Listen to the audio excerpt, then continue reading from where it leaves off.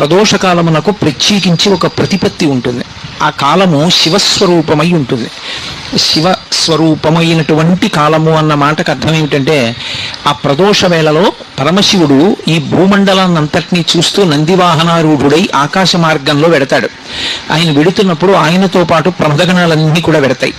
ఆయన ఆకాశమునందు సంచరించి కైలాస పర్వతం మీద దిగి అక్కడ ప్రదోష తాండవం చేస్తాడు ఆయన. అందుకే దేవతలందరూ కూడా ప్రదోష వేళలో శివాలయాన్ని చేరుకుంటారు. అందుకే ప్రదోష వేళలో ఇక ఏ దేవతా దర్శనం చెయ్యవలసిన అవసరం ఉండదు. ప్రదోష వేళలో ఒక్క శివాలయంలోకి వెళ్ళినట్లయితే అందరు దేవతల యొక్క దర్శనము శివాలయంలోనే అవుతుంది. ప్రదోష వేళలో శివాలయం వినా దర్శించడానికి అర్హత కలిగినటువంటి ఆలయం ఒక్క నరసింహస్వామి ఆలయం. విష్ణు స్వరూపంలో నరసింహస్వామి ఆలయాన్ని కూడా ప్రదోష వేళలో దర్శనం చెయ్యొచ్చు.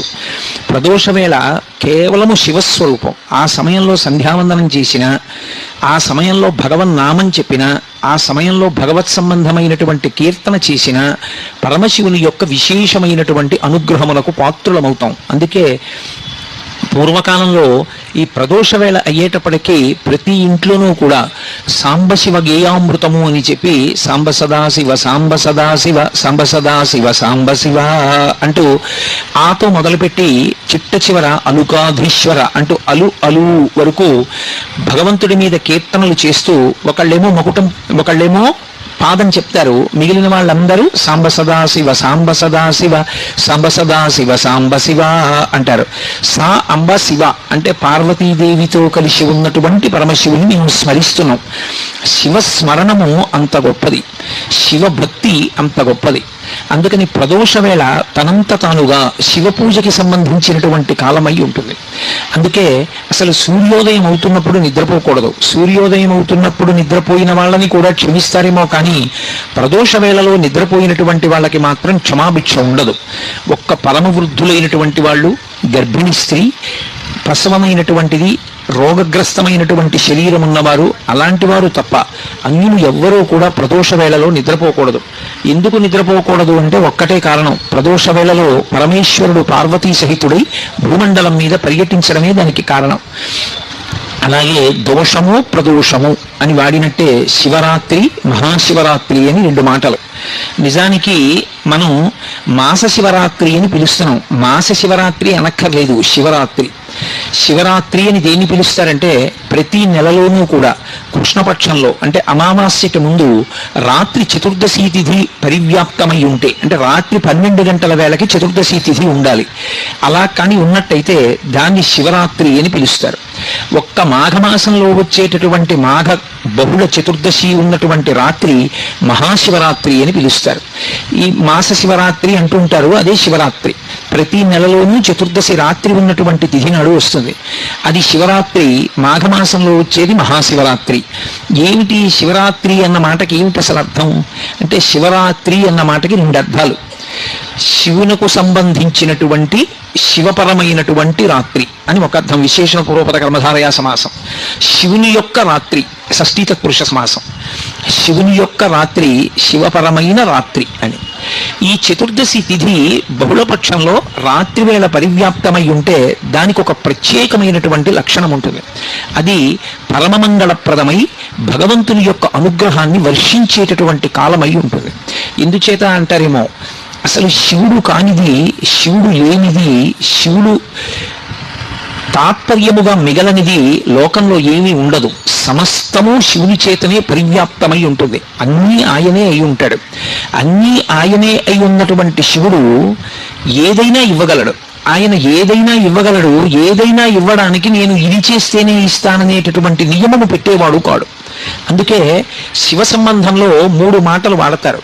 ఒకటి ఆయన శివుడు, 2 సజ్జోజాత ముఖము ఉన్నవాడు, 3 అసుతోషుడు.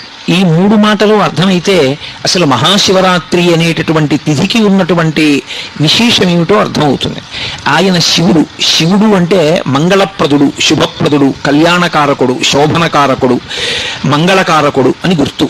ఆయన ఎప్పుడూ భక్తులైనటువంటి వారికి మంచి చెయ్యడం వినా, ఉపకారం చెయ్యడం వినా, అపకారం చెయ్యడం అనేటటువంటిది తెలియని స్వరూపం ఏముంటుందో అటువంటి భగవత్ స్వరూపానికి శివ అని పిలుస్తారు. అందుకే అసలు శివుడు ఎన్నడూ ఇబ్బంది పెట్టడం అనేటటువంటి మాట లోకంలో ఉండదు. అందుకే మంత్రపుష్పం చెప్పినప్పుడు చెప్తూ ఉంటారు, ఈశాన సర్వ విద్యానాం ఈశ్వర సర్వభూతానాం బ్రహ్మాధిపతి బ్రహ్మణోధిపతి బ్రహ్మా శివోమే అస్తు సదాశివోం అంటారు. సదాశివోం, సదా బ్రహ్మ సదా విష్ణు, ఆ మాటలు లేవు వేదంలో. సదాశివ అదొక్కటే ఉంది. సదాశివుడు అని పేరు పెట్టుకుంటుంటారు. ఆయన పేరు సదాశివరావు గారండి అంటుంటారు. సదాశివ అంటే సదా అంటే ఎల్లప్పుడూ ఆయన శివుడు. శివుడు అంటే మంగళప్రదుడు. ఎల్లప్పుడూ అంటే ఆయన అసలు కోపం పెట్టుకోవడం అనేటటువంటి మాట కానీ, బాధ పెట్టడం అన్న మాట కానీ తెలియని వాడెవరైనా ఉంటే లోకంలో అది శివుడు ఒక్కడే. ఆయనకి అసలు బాధ పెట్టడం అనేటటువంటి మాట ఆయన యొక్క చరిత్రలో, ఆయన యొక్క జీవితంలో, ఆయన యొక్క అనుగ్రహ ప్రధాన విశేషమునందు ఎక్కడా కనపడదు. ఎంత దోషభూయిష్టమైనటువంటి జీవితం ఉన్నవాడైనా సరే ఒక్కసారి వెళ్ళి శివ అని పిలిచినంత మాత్రం చేత ఆయన వెంటనే అనుగ్రహిస్తాడు. అలా అనుగ్రహించగలిగినటువంటి ఉదారమైన హృదయం ఉన్నవాడు లోకమునకు తండ్రి కనుక జగత పితరవు వందే పార్వతీ పరమేశ్వరవు అంటాడు కాళిదాసు మహాకవి.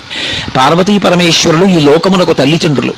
తండ్రి అయిన కారణం చేత ఆయన యొక్క హృదయము ఎల్లవేళలా కూడా కారుణ్యముతో నిండిపోయి ఉంటుంది, దయతో. ఆ దయతో ఉన్న కారణం చేత ఆయన నువ్వు ఈ తప్పు చేశావని చూడడం, వచ్చి క్షమించమని అడిగి భక్తితో నిలబడినంత మాత్రం చేత అనుగ్రహించగలిగినటువంటి పితృహృదయము కలిగినటువంటి వాడు.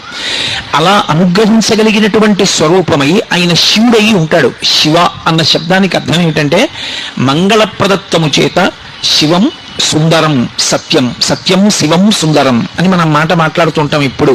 సత్యం అంటే సత్యం, సత్యం అంటే ఒకనాడు ఉండి ఒకనాడు లేకుండా పోయేవాడు కాడు, ఆయన ఎప్పుడూ ఉంటాడు. ఈ లోకాల మొత్తం మీద అసలు ఐదవతనం తరగడం అనేటటువంటి మాట లేనిది, అసలు కామానికి లొంగనటువంటి భర్తని పొంది ఉన్నది ఒక్క పార్వతీదేవి మాత్రమే. లోకంలో ఏ స్త్రీకైనా ఎప్పుడైనా ఐదోతనానికి ఇబ్బంది రావచ్చు, లేదా ఆమె వెళ్ళిపోయిన తరువాత అయినా భర్త వెళ్ళిపోతాడు కొంతకాలానికి. కానీ ఆమె భర్త వెళ్ళిపోవడం అనేటటువంటి మాట లోకంలో ఎన్నటికీ ఉండనిది. నిత్య సుమంగళి మహాతల్లి సర్వమంగళాదేవతా స్వరూపమైనది ఎవరంటే పార్వతీదేవి ఒక్కతే. ఆమె యొక్క పసుపు కుంకాలు అక్షయం. అందుకే ఎప్పుడైనా పసుపు కుంకాలు ప్రదానం చేస్తే ఆవిడ పేరు మీదే ప్రదానం చేస్తారు. కైలాస గౌరి నోము అంటారు. ఆవిడ పేరు మీద కానీ ఆ పసుపు కుంకాలు ఇస్తే ఆవిడ పరమ పరవశాన్ని పొంది ఏ స్త్రీ యొక్క పసుపు కుంకాలకి లోటు రాకుండా ఆమె కాపాడుతుంది. ఆమె ప్రతి సువాసిని యొక్క మంగళసూత్రములో ప్రవేశించి సర్వమంగళాదేవతయై సౌభాగ్యదేవతయై సువాసినీత్వమును కల్పించగలిగినదై అనుగ్రహిస్తుంది. అలా అనుగ్రహించిన తల్లికి భర్తకి ఏ పోలికో ఆవిడదే పోలిక. ఆయనని పూజ చేయడం ఎంత తేలికో, ఆయన అనుగ్రహాన్ని పొందడం ఎంత తేలికో, ఆవిడ అనుగ్రహాన్ని పొందడం కూడా అంతే తేలిక. ఒక సువాసిని, ఒక పెళ్ళైనటువంటి స్త్రీ అమ్మవారి అనుగ్రహం పొందడానికి ఏం చెయ్యాలి అని అడిగారు అనుకోండి, ఆమె ప్రత్యేకంగా ఇది చేస్తేనే అమ్మవారి అనుగ్రహం కలుగుతుంది అని ఏం లేదు. అసలు లోకంలో మంచం మీద కూర్చుని ఏదీ చెయ్యకూడదు. 2, నిద్ర లేచి స్నానం చెయ్యకుండా ఏదీ చెయ్యకూడదు. 3, భార్యాభర్తల యొక్క సమాగమము జరిగిన తరువాత పగటివేళ అంటే తెల్లవారగానే స్నానం చేస్తే తప్ప ఏదీ చేయకూడదు. అటువంటిది ఆడది పెళ్ళైనటువంటి స్త్రీ రాత్రి మంచం మీద నిద్రపోయి తెల్లవారి నిద్ర లేవగానే ఒకవేళ ముందు రోజు భర్త సుఖమును అనుభవించి ఉన్నప్పటికీ కూడా మెడలో ఉన్న మంగళసూత్రాన్ని తీసి కళ్ళకద్దుకుని అమ్మవారిని స్మరించి నమస్కరించినంత మాత్రం చేత ఆమె అనుగ్రహించేస్తుంది. అందుకే లోకంలో నిద్ర లేవగానే మంగళసూత్రాలు కళ్ళకద్దుకోకుండా నిద్ర లేచేటటువంటి అలవాటు ఉన్నటువంటి సువాసిని మనకి కనపడదు. ఎప్పటికీ మంగళసూత్రం అలా మెడలోనే ఉండాలి అంటే ఆ తల్లి యొక్క అనుగ్రహం పొందడానికి ఆ మంగళసూత్రం కళ్ళకద్దుకుంటే చాలు, ఆవిడ అనుగ్రహిస్తుంది. అంతటి కారుణ్యమూర్తి ఆ యమ. అమ్మలగన్నయమ్మ ముగురమ్మల మూలపుటమ్మ చాలా పెద్దమ్మ, సురారులమ్మ కడు పారడియమ్మ తన్ని లోనమ్మిన వెల్పుటమ్మల మనంబున ఉండెడి అమ్మ దుర్గమాయమ్మ, కృపాబ్ధినిత్యుత మహత్వ కవిత్వ పటుత్వ సంపదలంటారు పోతన గారు.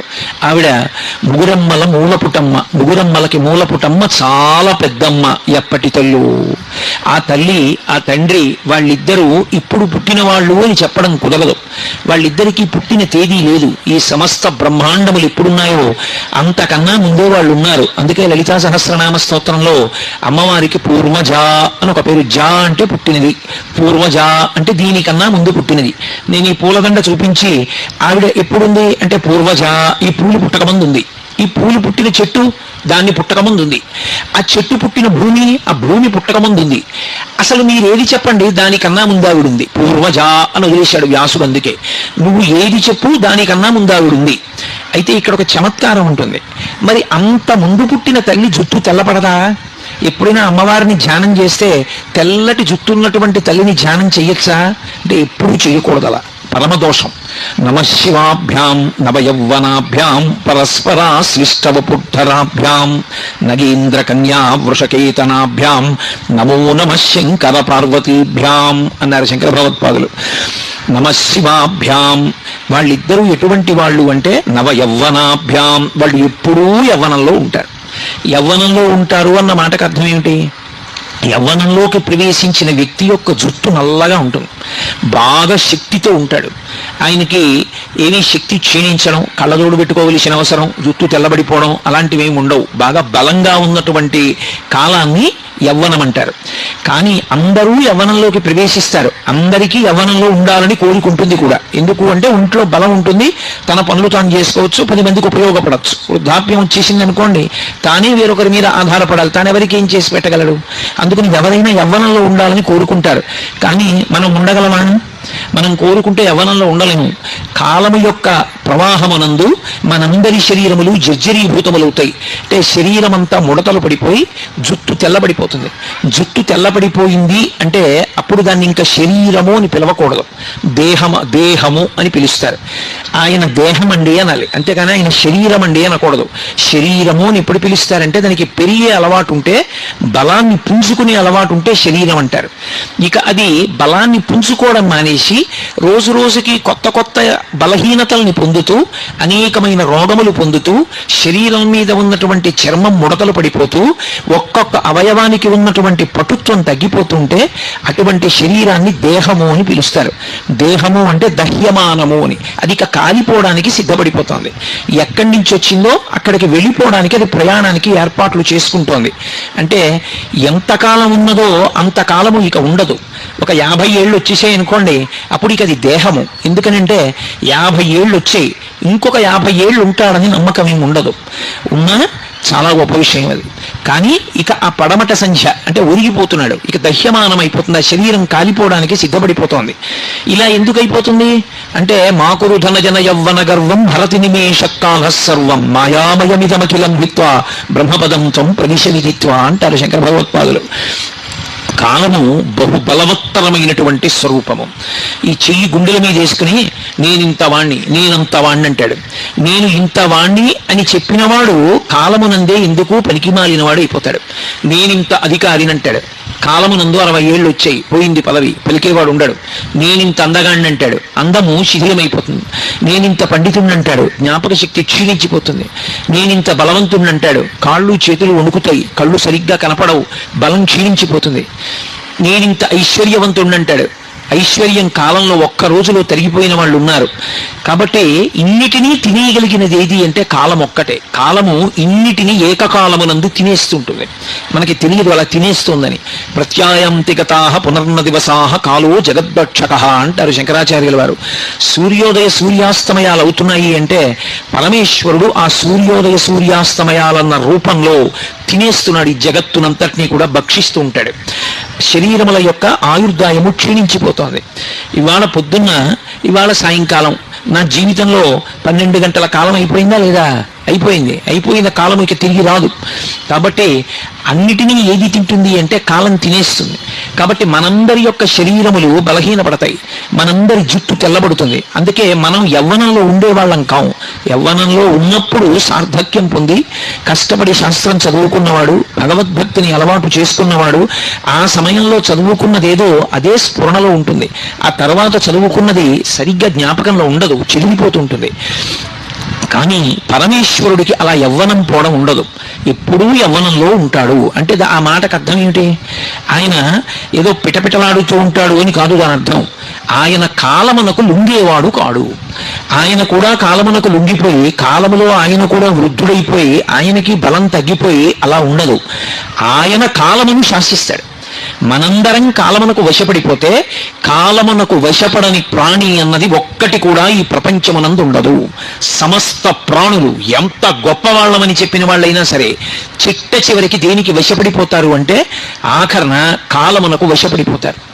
ఆ కాలమునకు వశపడిపోయి అంత దీనమైనటువంటి స్థితిలో శరీరాన్ని విడిచిపెట్టేస్తారు. అంతకుముందు అబ్బా అనిపించుకున్న వాళ్ళు ఒకసారి కాలమునకు వశపడితే అబ్బబ్బా అనిపించుకుంటారు. ఒకప్పుడు మహానటి అని పిలిపించుకుంది సావిత్రి. మహాతల్లి ఎన్ని అద్భుతమైనటువంటి పాత్రలు పోషించిందో అటువంటి ఆవిడ ఒకప్పుడు 505 రోజుల పాటు కోమాలో ఉండిపోయింది. ఆవిడ శరీరం వెళ్ళిపోయేటప్పటికి, ఆవిడ ప్రాణం విడిచిపెట్టేటప్పటికే పుర్రే ఎముకలు తప్ప ఏమీ లేవు. ఆవిడనెవరూ గుర్తుపట్టలేరు. కాలము తినేసింది శరీరాన్ని. అన్ని ప్రాణులు నేను ఎంత గొప్పవాణ్ణని గుండెలు బాదుకున్నవాడైనా చిట్ట చివరికి గెలవలేనిది ఏది అంటే కాలమును గెలవలేడు. కాలము భయకారకము. బాగా జ్ఞాపకం పెట్టుకోండి నేను చెప్పే విషయం.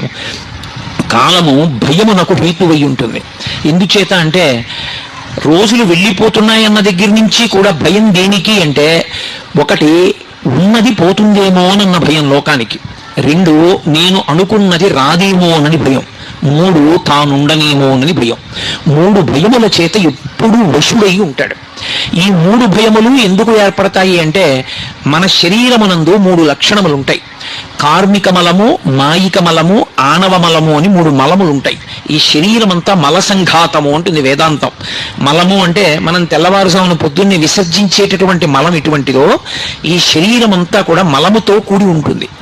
దీన్ని 3 రకములైన మలముల చేత తయారు చేయబడుతుంది ఈ శరీరం. ఆణవ మలము అంటారు. ఆణవ మలము అంటే పంచభూతములలో ఉండేటటువంటి అణువులు తీసి ఈశ్వరుడు దీన్ని తయారు చేస్తాడు. ఇందులో కొంత పృథివిని పెడతాడు. పృథివి అంటే మట్టి. ఎంత స్నానం చెయ్యండి, కొద్దిగా నీటి చుక్క వేసి ఇలా అంటే అందులోంచి మట్టి వస్తుంది. ఈ శరీరంలో మట్టి ఉంటుంది. ఎముకలన్నీ సున్నం. సున్నం అంటే మట్టే. ఎముకలు సున్నంతో తయారు చేయబడతాయి. అందుకే ఎముకలకి బలహీనత వస్తే కాల్షియం టాబ్లెట్లు ఇస్తారు. కాల్షియం అంటే సున్నం. కాబట్టి ఇది మట్టి ఉంటుంది ఇందులో. ఆణవ మలము, పృథ్వీలో ఉన్న మట్టి ఇందులో కలుస్తుంది. అలాగే జలము, బయట ఉన్నటువంటి నీరు ఇందులో కూడా కొంత ఉండాలి. ఇందులో నీరు పూర్తిగా అయిపోయింది అనుకోండి పడిపోతుంది శరీరం. డీహైడ్రేషన్ వచ్చిందంటారు. లోపల నీరు నిలబడకపోతే శరీరం పడిపోతుంది. వాయువు, బయట గాలి ఎలా ఉంటుందో అలా ఇది కూడా గాలి పుచ్చుకోవాలి, గాలి వదిలిపెట్టాలి. గాలి పుచ్చుకోకపోయినా, గాలి వదిలిపెట్టకపోయినా వెళ్ళిపోయాడంటారు. అలాగే అగ్ని, బయట వేడిగా ఉంటుంది, ఇందులో కూడా ఎప్పుడు ఒకే వేడి ఉండాలి. అంతకన్నా తక్కువ వస్తే చెమటలు పట్టేస్తుంది, అంతకన్నా ఎక్కువైపోతే జ్వరం వస్తుంది. ఒకే వేడి ఉండాలి, ఇందులో అగ్ని ఉండాలి. పృథివీ, ఆపస్, తేజో, వాయు, ఆకాశము. ఆకాశము అంటే ఇందులో ఎక్కడెక్కడ ఎంతంత ఖాళీ ఉండాలో అంతంత ఖాళీలు ఉండాలి. తేలిగ్గా అర్థం అవ్వాలంటే పరమేశ్వరుడు యొక్క నిర్మాణము అంత అద్భుతంగా ఉంటుంది ఈ శరీరంలో. ఈ ముక్కుకుండేటటువంటి 2 కన్నాలు మూసుకున్నాయనుకోండి పడిశం పట్టి, ఎంత వ్యధపడతాడు ప్రాణి గాలి పీల్చుకోవడానికి, నోటితో పీల్చుకోవడానికి. అలాగే నోటికి కంఠంలో ఉండేటటువంటి కన్నం మూసుకుందనుకోండి ఏ కారణానికైనా, ఇక అన్నం తినలేడు. ముక్కులోంచి గొట్టాలు పెట్టి ద్రవ పదార్థం కడుపులోకి పంపించాలి. ఎక్కడెక్కడ ఎంత ఖాళీ ఉండాలో అంత ఖాళీ ఉండాలి. రక్తనాళాలలో రక్తం ప్రసరించడానికి ఎప్పుడూ ఖాళీ ఉండాలి. అది కొవ్వుతో మూసుకుందనుకోండి పక్షవాతం వస్తుంది. ఎంత ఖాళీ ఉండాలో అంత ఖాళీ లోపల ఉంచాలి. అందుకని ఆకాశము. ఇప్పుడు ఒక శరీరము తయారైంది అంటే అది కుక్క, పందె, నల్లె, పిల్ల, మనిష, ఎలుక వదిలిపెట్టండి, అందులో ఈ 5 భూతముల యొక్క అణువులు ఉంటాయి.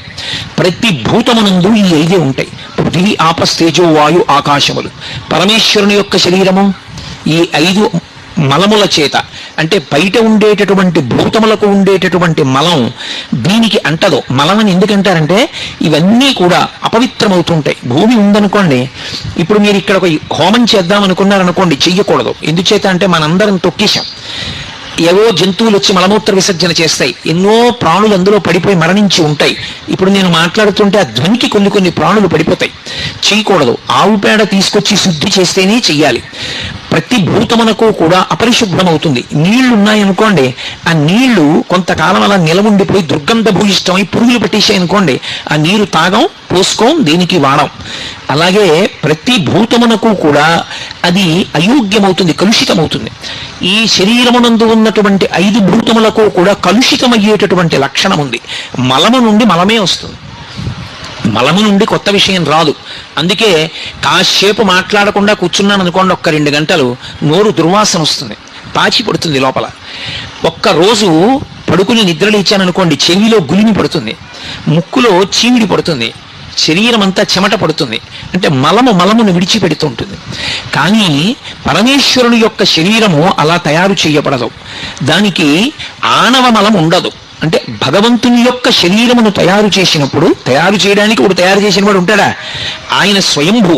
అటువంటి పరమశివుని యొక్క శరీరము ఈ 5 మలముల చేత తయారు కాదు. అది అప్రాకృత శరీరం తం అతిమన్మథరూపిణం ఘృతరీతి ఘనీభూతం సచ్చిదానంద విగ్రహం అంటాడు లింగ పురాణంలో వ్యాస భగవానుడు. అప్రాకృత శరీరం తం, అది ప్రాకృత శరీరము కాదు, మనలా ఉండదు. పేరుకున్న నెయ్యి ఎలా ఉంటుందో అలా ఉంటుంది. నెయ్యి పేరుకోలేదనుకోండి, దానికి ఏమిటి రూపం అని అడిగారు అనుకోండి, ఏమిటి రూపం? దానికి ఏం రూపం ఉండదు. తీసుకెళ్లి ఓ చిన్న గిన్నెలో పోసాను అనుకోండి, గిన్నె రూపాన్ని పొందుతుంది. తీసుకెళ్లి నేను ఓ గరిట్లో పోసాను అనుకోండి, గరిటె రూపాన్ని పొందుతుంది. ఓ చెంచాలో పట్టుకున్నాను అనుకోండి, చెంచా రూపాన్ని పొందుతుంది. నా చేతిలో పోసుకున్నాను అనుకోండి, నా చెయ్యి పట్టినంత దొప్ప రూపాన్ని పొందుతుంది. అసలు దానికి రూపం ఏమి ఉండదు. అదే పేరుకుంటే ఒక రకమైన రంగు, ఒక వాసన అన్ని తెలుస్తాయి. పేరుకున్న నెయ్యి ఎలా ఉంటుందో అలా రూపము లేనివాడు రూపాన్ని పొందుతాడు. అందుకే పరమశివుడికి 63 మూర్తులు. ఆయనకి అని ఒక రూపం ఉండదు. ఆయన ఎలా కావాలంటే అటువంటి రూపాన్ని పొందుతాడు. అందుకే అప్రాకృత శరీరం తం అతిమన్మథరూపిణం. ఏ రూపం పొందనివ్వండి, 1,000,000 మన్మధులు వచ్చి నిలబడితే ఎలా ఉంటారో అంత అందంగా ఉంటాడు. అతిమన్మథరూపిణం ఘృతరీతి ఘనీభూతం. పేరుకున్న నెయ్యి ఎలా ఉంటుందో అలా ఉంటాడు. సచ్చిదానంద విగ్రహం. మనం కాసేపు నవ్వుతాం, కాసేపు ఏడుస్తాం. ఆయన అలా కాదు, సత్ చిత్ ఆనంద రూపుడు. ఎప్పుడూ పరమానందంతో పరమ సంతోషంగా ఉంటాడు. అందుకే ఆయనకి ఆణవ మలము లేదు, మనకి ఆణవ మలం ఉన్నది. 2వ మలము మనకి కార్మిక మలము అని ఒక మలం ఉంటుంది. కార్మిక మలము అంటే గత జన్మలలో మనం ఏవో పాపపుణ్యాలు చేశాం. పాపపుణ్యాలు దేంతో చేస్తారు? 3 చేత చేస్తారు ప్రధానంగా. ఒకటి శరీరము చేత. ఈ శరీరంతో నేను చెయ్యకూడని తప్పు ఒకటి చేశాను అనుకోండి, అదొక పాపం. ఏదో నిష్కారణంగా ఎవరినో వెళ్ళి కొట్టాను, నాకు బలం ఉంది కదా అని.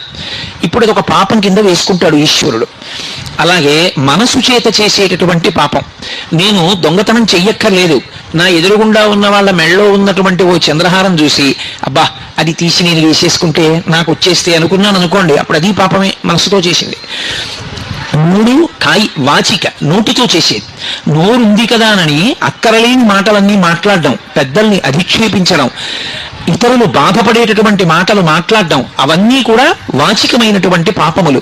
ఈ 3 రకములైన పాపములు ఎలా ఉంటాయో పుణ్యములు కూడా అలా ఉంటాయి. ఈ శరీరంతో ఎప్పుడో గుడి చుట్టూ ప్రదక్షిణం చేసి ఉండొచ్చు, ఈ చేత్తో 2 పువ్వులు వేసి ఉండొచ్చు, ఈ 2 చేతులతో ఎవరో మహాత్ములకి త్రికరణ శుద్ధిగా ఇలా నమస్కరించి ఉండవచ్చు. ఆ కారణము చేత కొంత పుణ్యం ఉంటుంది. ఆ పుణ్యం అనుభవించవలసి వచ్చినప్పుడు సుఖంగా ఉంటుంది. పరమేశ్వరుడు సుఖము అన్న మాట ప్రవేశపెడతాడు. పాపం అనుభవంలోకి వస్తే దుఃఖము అనిపిస్తుంది. ఓ రోజు బాగుంటాడు, ఓ రోజు జ్వరం వస్తుంది. జ్వరం వస్తే దుఃఖం, బాగుంటే సుఖం. సుఖ దుఃఖములు పాపపుణ్యముల వలన వస్తాయి.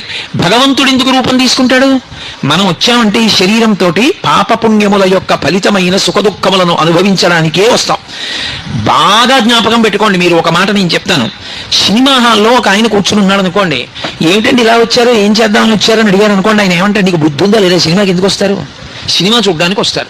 ఒక ఆయన విస్తర దగ్గర భోజనం చేయడానికి కూర్చున్నాడు అనుకోండి, ఏమిటండి ఇలా వచ్చి కూర్చున్నారు అని అడిగారు అనుకోండి, నీకు బుర్ర ఉందా, ఎందుకు వస్తారా విస్తర దగ్గర కూర్చోడానికి? భోజనం చేయడానికి వచ్చాను.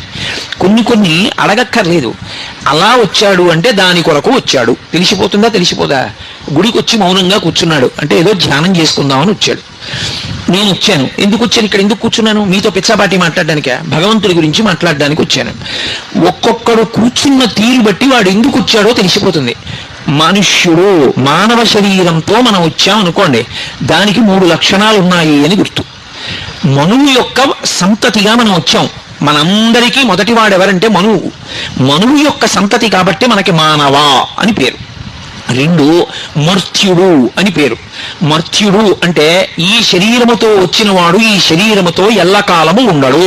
ఎప్పుడో అప్పుడు ఆ శరీరం పడిపోయి తీరుతుంది, అది వెళ్ళిపోతుంది, ఆ శరీరం ఉండదు. శరీరము నీటి మీద బుడగ వంటిది. నలినీ జలగత జలమతి తరళం తత్వజీవితమతి చేయచపలం విద్దివ్యాద్యభిమానగ్రస్తం లోకం శోకచ హంత సమస్తం అంటారు శంకర భగవత్పాదులు. తామరాకు మీద నీటి బొట్టిటువంటిదో శరీరం అటువంటిది.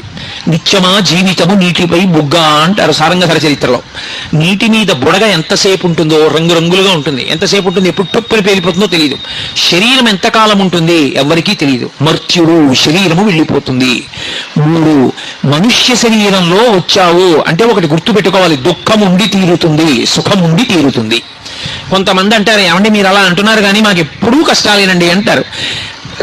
రామాయణంలో సీతమ్మ తల్లి ఒక మాట అంది, కళ్యాణీ గతబాదేయం లౌకికీ ప్రతిభాతిమా ఏది జీవంతి మానందో నరం వర్ష శతాదపి అంది. ఎన్ని కష్టాలు పడిన వాడైనా సరే 100 సంవత్సరములు ఓర్పుతో కలియుగంలో ఆయుర్దాయం కనుక 100 ఏళ్లు బ్రతికితే వాడు ఎప్పుడో అప్పుడు చిట్ట చివర ప్రాణం పోయేటప్పుడైనా శుభవార్త విని సుఖాన్ని పొంది మరణిస్తాడు.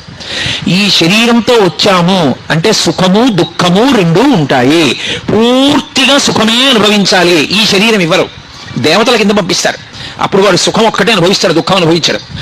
కేవలం దుఃఖం అనుభవించాలి, తిరిగిక్కుగా పంపిస్తారు, వెన్నుపాము అడ్డంగా ఉన్న ప్రాణిగా పంపిస్తారు.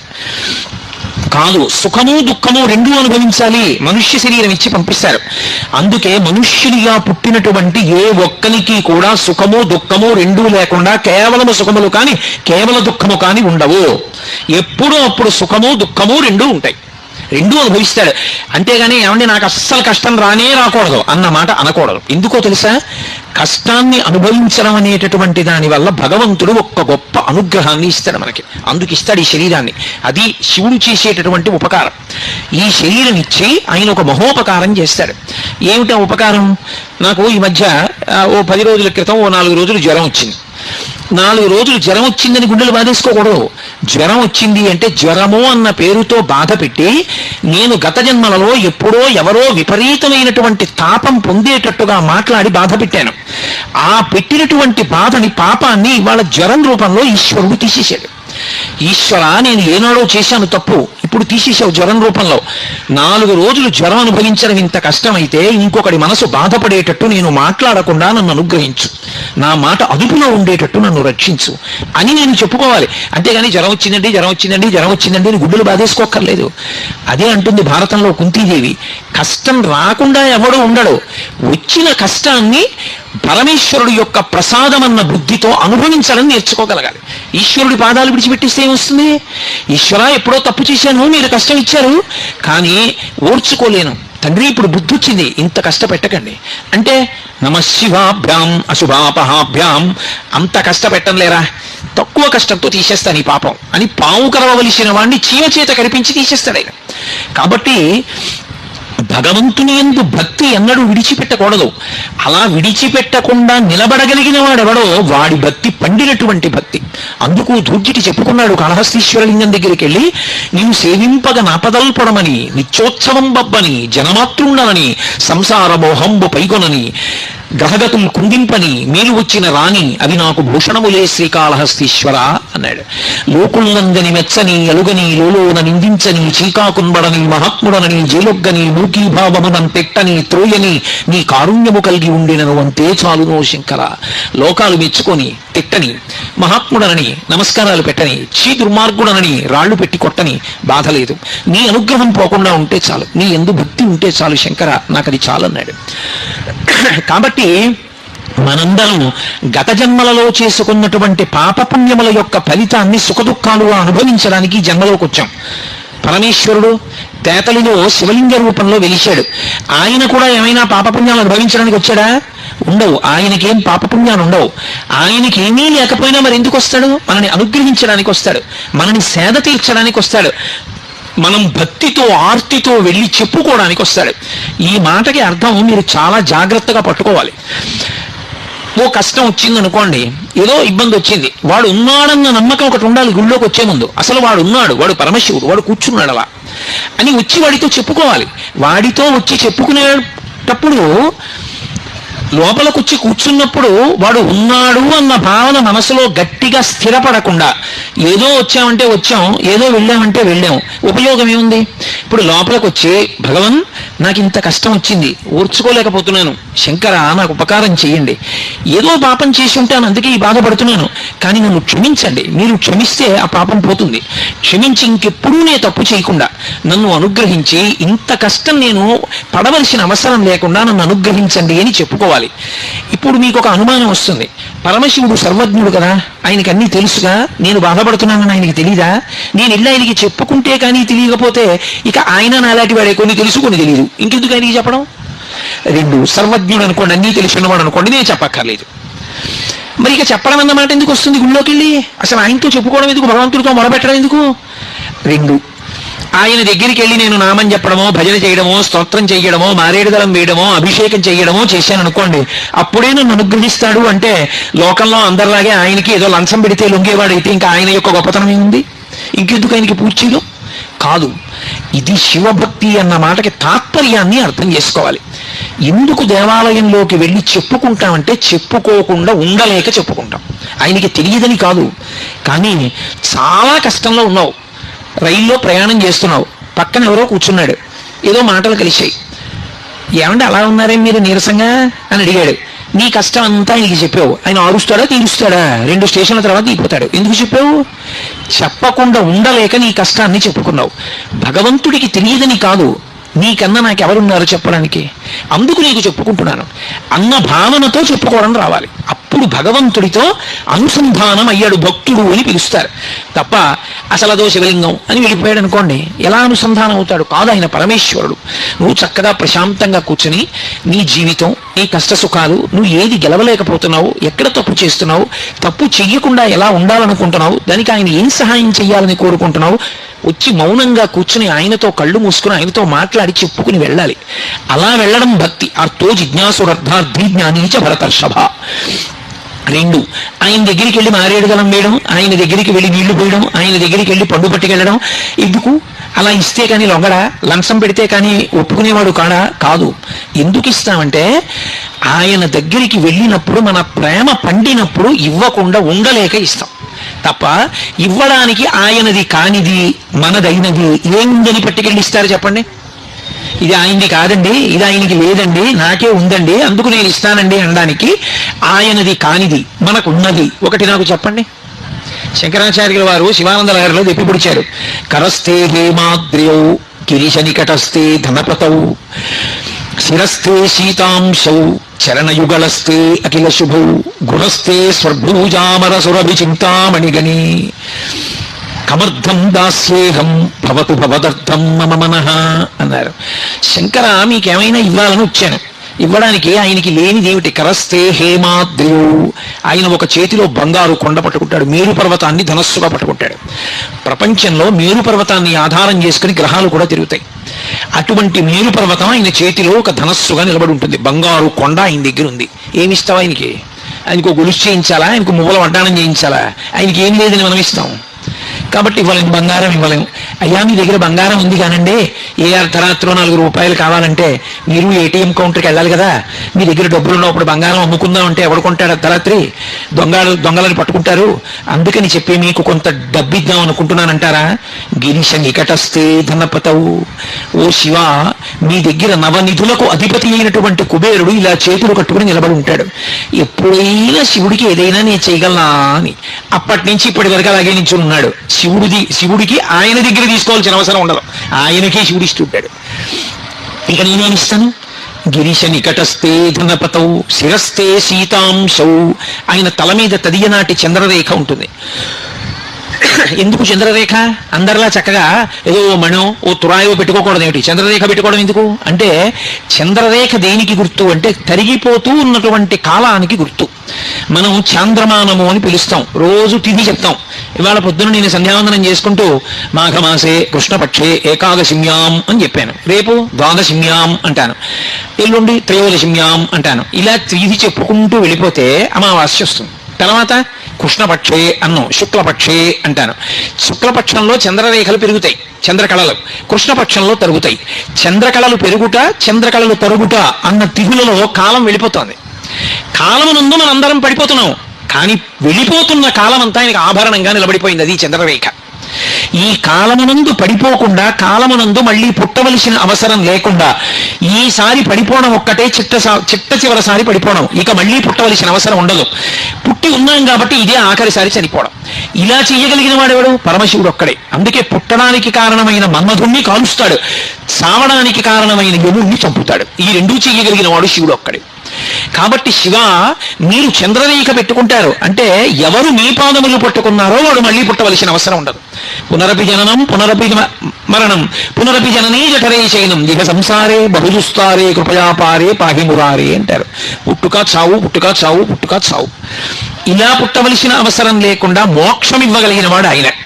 అటువంటి వాడు కనుక చంద్రరేఖ ధరించి ఉంటాడు. అటువంటి చంద్రరేఖని పరమశివుడు ధరించి ఉంటే శిరస్థే సీతాంశౌ చరణయుగళస్థే అఖిల శుభౌ. ఎవరింట్లోనైనా ఏదైనా శుభకార్యం జరగాలి అంటే ఇది ఎవరి వలన జరుగుతుంది అంటే పరమశివ అనుగ్రహంగా జరుగుతుంది. శుభాలన్నీ ఎక్కడుంటాయంటే పరమశివుడు యొక్క పాదముల మీద పడుంటాయి. ఏమండి, మా ఇంట్లో మా అమ్మాయి పెళ్ళవట్లేదు, మా అమ్మాయి పెళ్ళవట్లేదు అన్నాడు అనుకోండి, అన్నిటికీ ఒకటే మందు, వెళ్ళి శివలింగానికి అభిషేకం చేయించుకోండి. ఆయన చల్లబడితే మన మనసు చల్లబడుతుంది. అభిషేకం చేయించుకున్నాడు, ఆయన కాలు ఇలా అంటాడు, అంతే. వెంటనే కూతురు పెళ్లి కుదిరింది అనేటటువంటి మాటతో మంగళతోరణం వచ్చి గడపని పట్టుకుంటుంది. అన్ని శుభాలు ఆయన పాదాల దగ్గర పడున్నాయి. ఆయనకి ఏం శుభం చేస్తాం మనం? ఆయనకి చెయ్యగలిగినటువంటి వాళ్ళం కాం మనం. కాబట్టి చరణ యుగళస్తే అఖిల శుభౌ. పోనీవయా, ఇవన్నీ ఇవ్వలేకపోతే నీకు ఇంకేమైనా ఇస్తాం? గృహస్థే స్వర్భూజామరసురభి చింతామణిగణి. ఆయన ఇంట్లో కామధేనువులు, కల్పవృక్షాలు, ఏకంగా కల్పవృక్షాల తోట, కామధేనువుల మంద ఆయన ఇంట్లో ఉన్నాయి. మనమేమిస్తాం ఆయనకి? ఇంకా మనమేమి ఇవ్వలేము ఆయనకి ఇవ్వడానికి. అసలు చింతామణి పాణిగ్రహి, చింతామణులకు చింతామణి పార్వతీదేవి ఆయన ఇల్లాలు, ఆయనకి మనమేమిస్తాం? కాబట్టి గృహస్థే స్వర్భూజామరసురభి చింతామణిగణి. అటువంటి వాడికి ఇవ్వడానికి కమర్ధం దాస్యేహం. నన్ను ఏమిమ్మంటారు? ఇంకా ఇవ్వడానికి ఏం లేదు, నా దగ్గర ఉన్నది ఒకటే. ఏమిటో తెలుసా? అది నేను నేను నేను అనేది, నీ వాడను కాను కాను అని అడ్డం పడేది నా మనసు ఒకటే. దాన్ని నీకు ఇచ్చేస్తాను, పుచ్చేసుకో. భవతు భవదర్థం మమ మనః. నా మనసుని నీదిగా తీసేసుకుంటే నా మనసు నీదైపోతే ఎప్పుడు నువ్వు నా మనసులో ఉంటావు, చాలు నాకు. కాబట్టి నా మనసు లొంగట్లేదే, నా మాట వింటలేదు, ఎటో పోతోంది అసమానం. ఉషే శివుడి పాదాలు పట్టుకోవే అంటే పట్టుకోకుండా అన్ని చోట్ల తిరుగుతోంది. కాబట్టి దీన్ని నువ్వు ఉచ్చేసుకో. ఇది నీ మాట వింటే నీ దగ్గర ఉండాలిగా, నీ దగ్గర ఉండట్లా, తిరుగుతున్న దాన్ని నువ్వు ఉచ్చేసుకో. ఎంత భక్తితో ప్రార్థించారో చూడండి. అటువంటి ఆయనకి మనం ఏమి ఇవ్వగలం? మనం ఇవ్వడానికి ఏమి ఉండదు. ఎవడైనా నేనండి దానికి వెండి తొడుగు చేయించాను, నేను తలుపులు చేయించాను, నేను అదిగో రాళ్ళు వేయించాను, నేను అభిషేకం చేయించాను అని ఎవడైనా అన్నాడు అనుకోండి, వాడికన్నా అమాయకుడు లోకంలో ఇంకోలేడు. ఇది వాడు చేయించలేదు, వాడు ఎక్కడి నుంచి చేయిస్తాడు? అసలు వాడన్నవాడు వాడు ఉన్నాడంటే శివుడు శరీరాన్ని చేసి ఇచ్చాడు కాబట్టి, లేకపోతే శరీరమే లేదు. నేనన్న మాట ఎక్కడి నుంచి వచ్చింది? వాడి అనుగ్రహంతో వాడు చేశాడు తప్ప వాడికి చెయ్యగలిగిన మనగాడు వీడా? కమర్ధం దాస్యేహం. నేనేం చేయగలన్నారు శంకరాచార్యులు వారంతటి వారు. కాబట్టి ఆయనకి ఆనవ మలము, కార్మిక మలము లేవు. కార్మిక మలం అంటే గత జన్మలలో చేసుకున్నటువంటి కర్మల వలన పాపపుణ్యములను అనుభవించడానికి రాలేదు. మనం చేసుకున్న పాపాలకి మనం దుఃఖపడుతుంటే, దుఃఖాన్ని తట్టుకోలేకపోతే ఈశ్వరామ మనల్ని అనుగ్రహించండి అని మనం వేడుకోవడానికి, మనకి అవకాశం ఇవ్వడానికి ఆయన వచ్చి కూర్చున్నాడు. ఇప్పుడు ఆయన ఎవరు? లింగం. లింగం అంటే అది గుర్తు, అంతటా నిండిపోయిన వాడికి గుర్తు. లింగము అంటే గుర్తు, అంతటా నిండిపోయిన పదార్థానికి గుర్తే పరమశివుడు. అదే శివలింగం. ఇప్పుడు ఆ లింగం చల్లబడింది అనుకోండి, అభిషేకం అలా జరుగుతూనే ఉంటుంది, ధారాపాత్రలోంచి నీళ్లు పడుతూనే ఉంటాయి. చల్లబడింది అనుకోండి, అలా చల్లబడితే మన మనసులన్నీ చల్లబడతాయి. అందుకే లోకం అంతా బాగుండాలి, లోక కళ్యాణార్థం అభిషేకం. కూతురికి పెళ్ళవ్వాలి, అభిషేకం. కొడుక్కి ఉద్యోగం రావాలి, అభిషేకం. నా ఆరోగ్యం బాగుండాలి, అభిషేకం. ఏమిటో ఇంట్లో పశువులు చచ్చిపోతున్నాయి, ఏదో తెగులొచ్చి, అభిషేకం. పంట పండుతోంది, చేతికి రావట్లేదు, ప్రకృతి విపత్తులు వస్తున్నాయి, అభిషేకం. వర్షాలు పట్టలేదు, అభిషేకం. శ్రీకాళహస్తిలో మృత్యుంజయలింగం అని ఉంటుంది, దక్షిణామూర్తి ఎదురుగుండా. దానికి గోడలు పూర్తిగా ఉండవు, సగం వరకే ఉంటాయి గోడలు. శివలింగం కనపడుతూ ఉంటుంది, తలుపు ఉంటుంది. ఎక్కడ వానలు పడలేదనుకోండి, సువర్ణముఖరి నదిలో నీళ్లు ప్రవహించకపోతే ఏం చేస్తారంటే ఆ తలుపు మూసేస్తారు, గోడ కట్టేస్తారు. కట్టేసి ఆ గోడలు పైకి పెంచేస్తారు, ఆ పైకప్పు దగ్గరికంటా పెంచుతారు. పెంచి అర్చకులు గోడెక్కి కూర్చుంటారు. కూర్చుని సువర్ణముఖరి నదిలో ఉండేటటువంటి జలాల్ని కొత్త కుండలతో తెప్పించి రుద్రం అందరూ కూర్చుని చెప్తూ అభిషేకం చేసేస్తారు. చేసేస్తే ఆ నీళ్లలో శివలింగం మునిగిపోయే వరకు చేస్తారు. శివలింగం చివరి భాగం నీటిలో మునగగానే ఆకాశం అంతా నల్లటి మబ్బులు వచ్చి మెరుపులు మెరిసి వర్షం పడిపోతుంది. ఎన్ని మాటలో జరిగింది శ్రీకాళహస్తిలో. మీరు ఇప్పటికీ శ్రీకాళహస్తి వెళితే ఆ శివలింగం దక్షిణామూర్తి ఎదురుగున్నా ఉన్న శివలింగానికి వర్షాలు పడకపోతే అభిషేకం చేస్తారని చెప్పారు కోటేశ్వరారు. ఏదా శివలింగం అంటే చూపిస్తారు. కాబట్టి వర్షాలు పడలేదు, శివలింగానికి అభిషేకం. లోకంలో అన్నం దొరకట్లేదు, పరమశివుడికి అన్నాభిషేకం. ఏది జరగకపోయినా ఆయన చల్లబడితే మనం చల్లబడతాం. ఆయన ఎందుకు మరి వేడిగా ఉంటాడు అంటే, మనం ధర్మం పట్టుకోకపోతే, మనం తప్పుడు మార్గంలో తిరుగుతుంటే, వేదాన్ని వదిలిపెట్టేస్తే, భక్తితో బ్రతకవలసిన వాళ్ళు భక్తితో బ్రతకకుండా కృతజ్ఞతతో బ్రతుకుతుంటే, ఆయన దేవాలయంలో ఒక దీపం కూడా పెట్టకపోతే, ఆయనకి పట్టుకొచ్చి కృతజ్ఞతతో ఇన్నిచ్చిన వాడికి ప్రేమతో మళ్ళీ ఆయనకి ఏమి ఇవ్వకపోతే ఆయనకి చీకాకు కలుగుతుంది. తండ్రే అయినా తాను కష్టపడి పెంచి పెద్ద చేసినటువంటి కొడుకు, నాన్నగారు లోపలికి వస్తున్నారు అనుకోండి, ఏదో డబ్బు లెక్క పెట్టుకుంటున్నాడు కొడుకు, నాన్నగారు లోపలికి వెళ్ళారు, ఆయన ఏం అడగలేదు, ఏమిట్రా డబ్బు ఎంత ఎక్కడిది అని ఏం అడగలేదు. కానీ చటుక్కున పెట్టిలో పెట్టి తలుపేసి తిరిగి నించున్నాడు అనుకోండి, ఆ తండ్రికి ఎంత బాధేస్తుంది. నేను వీడిని కనిపించి పెద్ద చేశాను, ఉద్యోగం కూడా VRS పెట్టేశాను, వీడికి ఇంత చదువు చెప్పించాను, ఇల్లు కొనిచ్చాను, ఆ డబ్బు నేను పట్టుకుపోతానా? ఆ డబ్బు నన్ను చూసి చటుక్కుని పెట్టిలో పెట్టి తలుపేసుకున్నాడే అని పెద్ద ఆయనకి బాధ కలిగి ఆయన ఏం చేస్తాడంటే, నాన్న ఉందాం అనుకున్నాను కానీ ఏమిటో మన ఊరి మీదకి భ్రాంతి పోయిందిరా, నేను బయలుదేరిపోతున్నానని వెళ్ళిపోతాడు. ఉండడు. నేను అబద్ధం చెప్పాను అనుకుంటున్నారా? కృతజ్ఞతతో, పాపభూయిష్టమైన జీవితంతో, భగవంతుడి పట్ల మర్యాదతో బ్రతకకపోతే ఈ దేశంలో భగవంతుడు నడిచి వెళ్ళిపోయాడు దేవాలయాల్లోంచి. అనేక సంఘటనలు జరిగాయి. కంచి నుంచి కామాక్షి వెళ్ళిపోయింది అలా ఒకప్పుడు. కంచిలోంచి కామాక్షి పరదేవత వెళ్ళిపోయింది, వెళ్ళిపోయి తంజావూరు వెళ్ళిపోయింది, వెళ్ళిపోయి తంజావూరులో ఉండిపోయింది స్వర్ణకామాక్షి. అందుకే ఇప్పటికీ తంజావూరు స్వర్ణకామాక్షి దగ్గరికి వెడితే ఆవిడ ఎంతో సంతోషపడుతుంది. వీడు ఒక్కడరా, నేను కంచి విడిచిపెట్టి వచ్చేసానని నా కోసం వీడు వచ్చాడు తంజావూరు అంటుంది. స్వర్ణకామాక్షి వెళ్ళిపోయింది. శ్రీరంగం నుంచి రంగనాథుడు వెళ్ళిపోయాడు ఒకప్పుడు. అలా వెళ్ళిపోతేనే కదా ఇవాళ తిరుమలలో రంగనాయకుల మంటపం ఉంది. అక్కడి నుంచి వచ్చేసిన రంగనాథుడు తిరుమలలో రంగనాయకుల మంటపంలో ఉండిపోయాడు చాలా కాలం. భగవంతుడు కూడా దేవాలయాలు విడిచిపెట్టి వెళ్ళిపోయాడు. నేరేళ్ళమ్మ వెళ్ళిపోయింది తూర్పుగోదావరి జిల్లాలోని, అన్నవరం వెళ్ళిపోయింది రత్నగిరి దగ్గరికి. ఎందుకు వెళ్ళిపోతారు దేవతలంటే, గుళ్ళల్లోంచి అసహ్యం కలిగితే వెళ్ళిపోతారు. డబ్బు లెక్క పెట్టుకుంటున్న కొడుకు తండ్రిని చూసి డబ్బు దాచుకుంటే అసహ్యించుకున్న తండ్రి తన ఇంటికి తాను వెళ్ళిపోయినట్టే పరమేశ్వరుడు కూడా ఊరు విడిచిపెట్టి వెళ్ళిపోతాడు. అలా వెళ్ళిపోయాడు అనుకోండి, ఉత్పాతములు సంభవిస్తాయి. అందుకే మేమందరం రోజు నీకు ఉపచారాలు చేయట్లేదు, తప్పులే చేస్తున్నాం. అయినా నువ్వు మా కన్న తండ్రివి. ఏమీ తెలియనటువంటి బిడ్డడు మహాపండితుడైనటువంటి తండ్రిని గుండెల మీద కాళ్లతో తంతాడు. అంత మాత్రం చేత కాలు విరిచేస్తాడా తండ్రి? ముద్దు పెట్టుకుంటాడు. మేమందరం తప్పు చేశాం, తప్పు చెయ్యట్లేదని అనలేదు. అందుకే అభిషేకం చేసేటప్పుడు నమస్తే రుద్రమంజవగుతో ఇషవే నమః, నమస్తే అస్తు ధన్వనే బాహుభ్యాముతే నమః అని, అయ్యా మీ చేతిలో ఉన్న ధనస్సుకి నమస్కారం, అయ్యా మీకున్న కోపానికి నమస్కారం. బిడ్డలు ఆ కోపం విడిచిపెట్టేయండి, ఏదో తెలియక తప్పు చేశాం, మమ్మల్ని మన్నించండి. చాలా మంది తెలియక ఒక మాట చెప్తుంటారు, రుద్రుడు అంటే రౌద్రమున్నవాడు, కోపంతో ఉంటాడు ఆయన అంటుంటారు. పరమ తప్పు. రుద్రుడు అంటే కోపంతో ఉన్నవాడని కాదు అర్థం. రుత్తు అంటే వేదము చెప్పినటువంటి ధర్మముతో బ్రతకాలనేటటువంటి అనుగ్రహమును కల్పించేవాడెవరో ఆయన శివుడు, ఆయన రుద్రుడు. ఈ మాట కొంచెం జాగ్రత్తగా పట్టుకోవాలి. ఆయనకి పశుపతి అని ఒక పేరు. పశుపతి అంటే పశువులకు పతి. ఎవరు పశువులు? మనందరం పశువులని మీరేమనుకోకండి, మనందరం పశువులం. ఎందుకని? పశువు అంటే 3 మాటలు ఉంటాయి. ఒకటి రాట ఉంటుంది, 2 తాడు ఉంటుంది, దానితో కట్టబడేటటువంటి జంతువు ఉంటుంది. ఈ 3 ఉంటే పశువు. మనకి కూడా 3 ఉంటాయి. ఏంటి? రాట జన్మ, పుట్టడం రాట, పాశములు కర్మపాశములు. మనం అనేకమైనటువంటి రజోగుణ తమోగుణ ప్రవృత్తులతో తిరగడమే పశుత్వం. ఇప్పుడు కర్మపాశముల చేత జన్మ అనేటటువంటి స్తంభానికి పశువై కట్టబడి ఉంటాడు. ఎప్పుడైతే పశుత్వం పోయిందో పతి ఒకటే మిగులుతుంది. అప్పుడు పశువు ఉండడు, పతి ఉంటుంది. అంటే ఆయనే శివుడైపోతాడు. కట్టు కట్టడానికి, కట్టు విప్పడానికి ఒక మార్గం ఒకటి ఉంటుంది. ఇది మీకు అర్థమయ్యేటట్టు ఎలా చెప్పాలి అని నేను సతమతం అవుతున్నాను. కట్టు కట్టినటువంటి దాన్ని విప్పడానికి కూడా కట్టే వేయాలి. ఎలా వేస్తారంటే, మీకు పల్లెపట్టు గురించి తెలుసు కాబట్టి కొంత తెలుస్తుంది. ఆ రైతు పొలంలోకి వెళ్ళి సాయంకాలం ఇంటికి తిరిగి వచ్చేస్తూ ఇంట్లో ఉండేటటువంటి ఆవుకి పచ్చిగడ్డి మోపు కడతాడు. తాటాకు తీసుకొచ్చి గట్టిగా మోపు కట్టి ఆ తాటాకు చుట్టూ తిప్పి ఇలా తిప్పేసి ముడేసేసి దాని కిందకి దోపేస్తాడు. ఇప్పుడు అట్నుంచి తిరిగి వచ్చాడు, ఆ కట్టు విప్పాలి. ఇప్పుడు ఆ కట్టు విప్పాలనుకోండి, మళ్ళీ అందులోకి వేళ్లు దూర్పి తాటాకు పైకెత్తి మళ్ళీ వెనక్కి తిప్పక్కర్లేదు. ఓ తాడు తీసుకొచ్చి పచ్చిగడ్డి మోపు కింద నుంచి పెట్టి మోకాలతో నొక్కి తాటితో గట్టిగా ఇలా నొక్కుతాడు. ముడియకుండా దగ్గరగా చేసి ఇలా బిగిస్తాడు. ఇప్పుడు పచ్చిగడ్డి బాగా బిగుసుకుంటే వేసిన కట్టు ఊడిపోతుంది, వదిలిపోతుంది, దాన్ని లాగేస్తారు. ముడేశాడా తాడు? వేయలేదు, తాడిలా అంటాడు.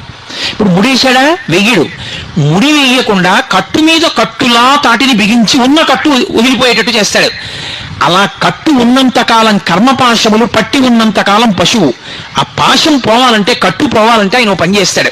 పైన పెద్ద కట్టుతో నొక్కుతాడు. ఏమిటి ఆ కట్టు అంటే ధర్మం. ఇప్పుడు ఆయనే చేస్తాడు, భక్తుడు కూడా.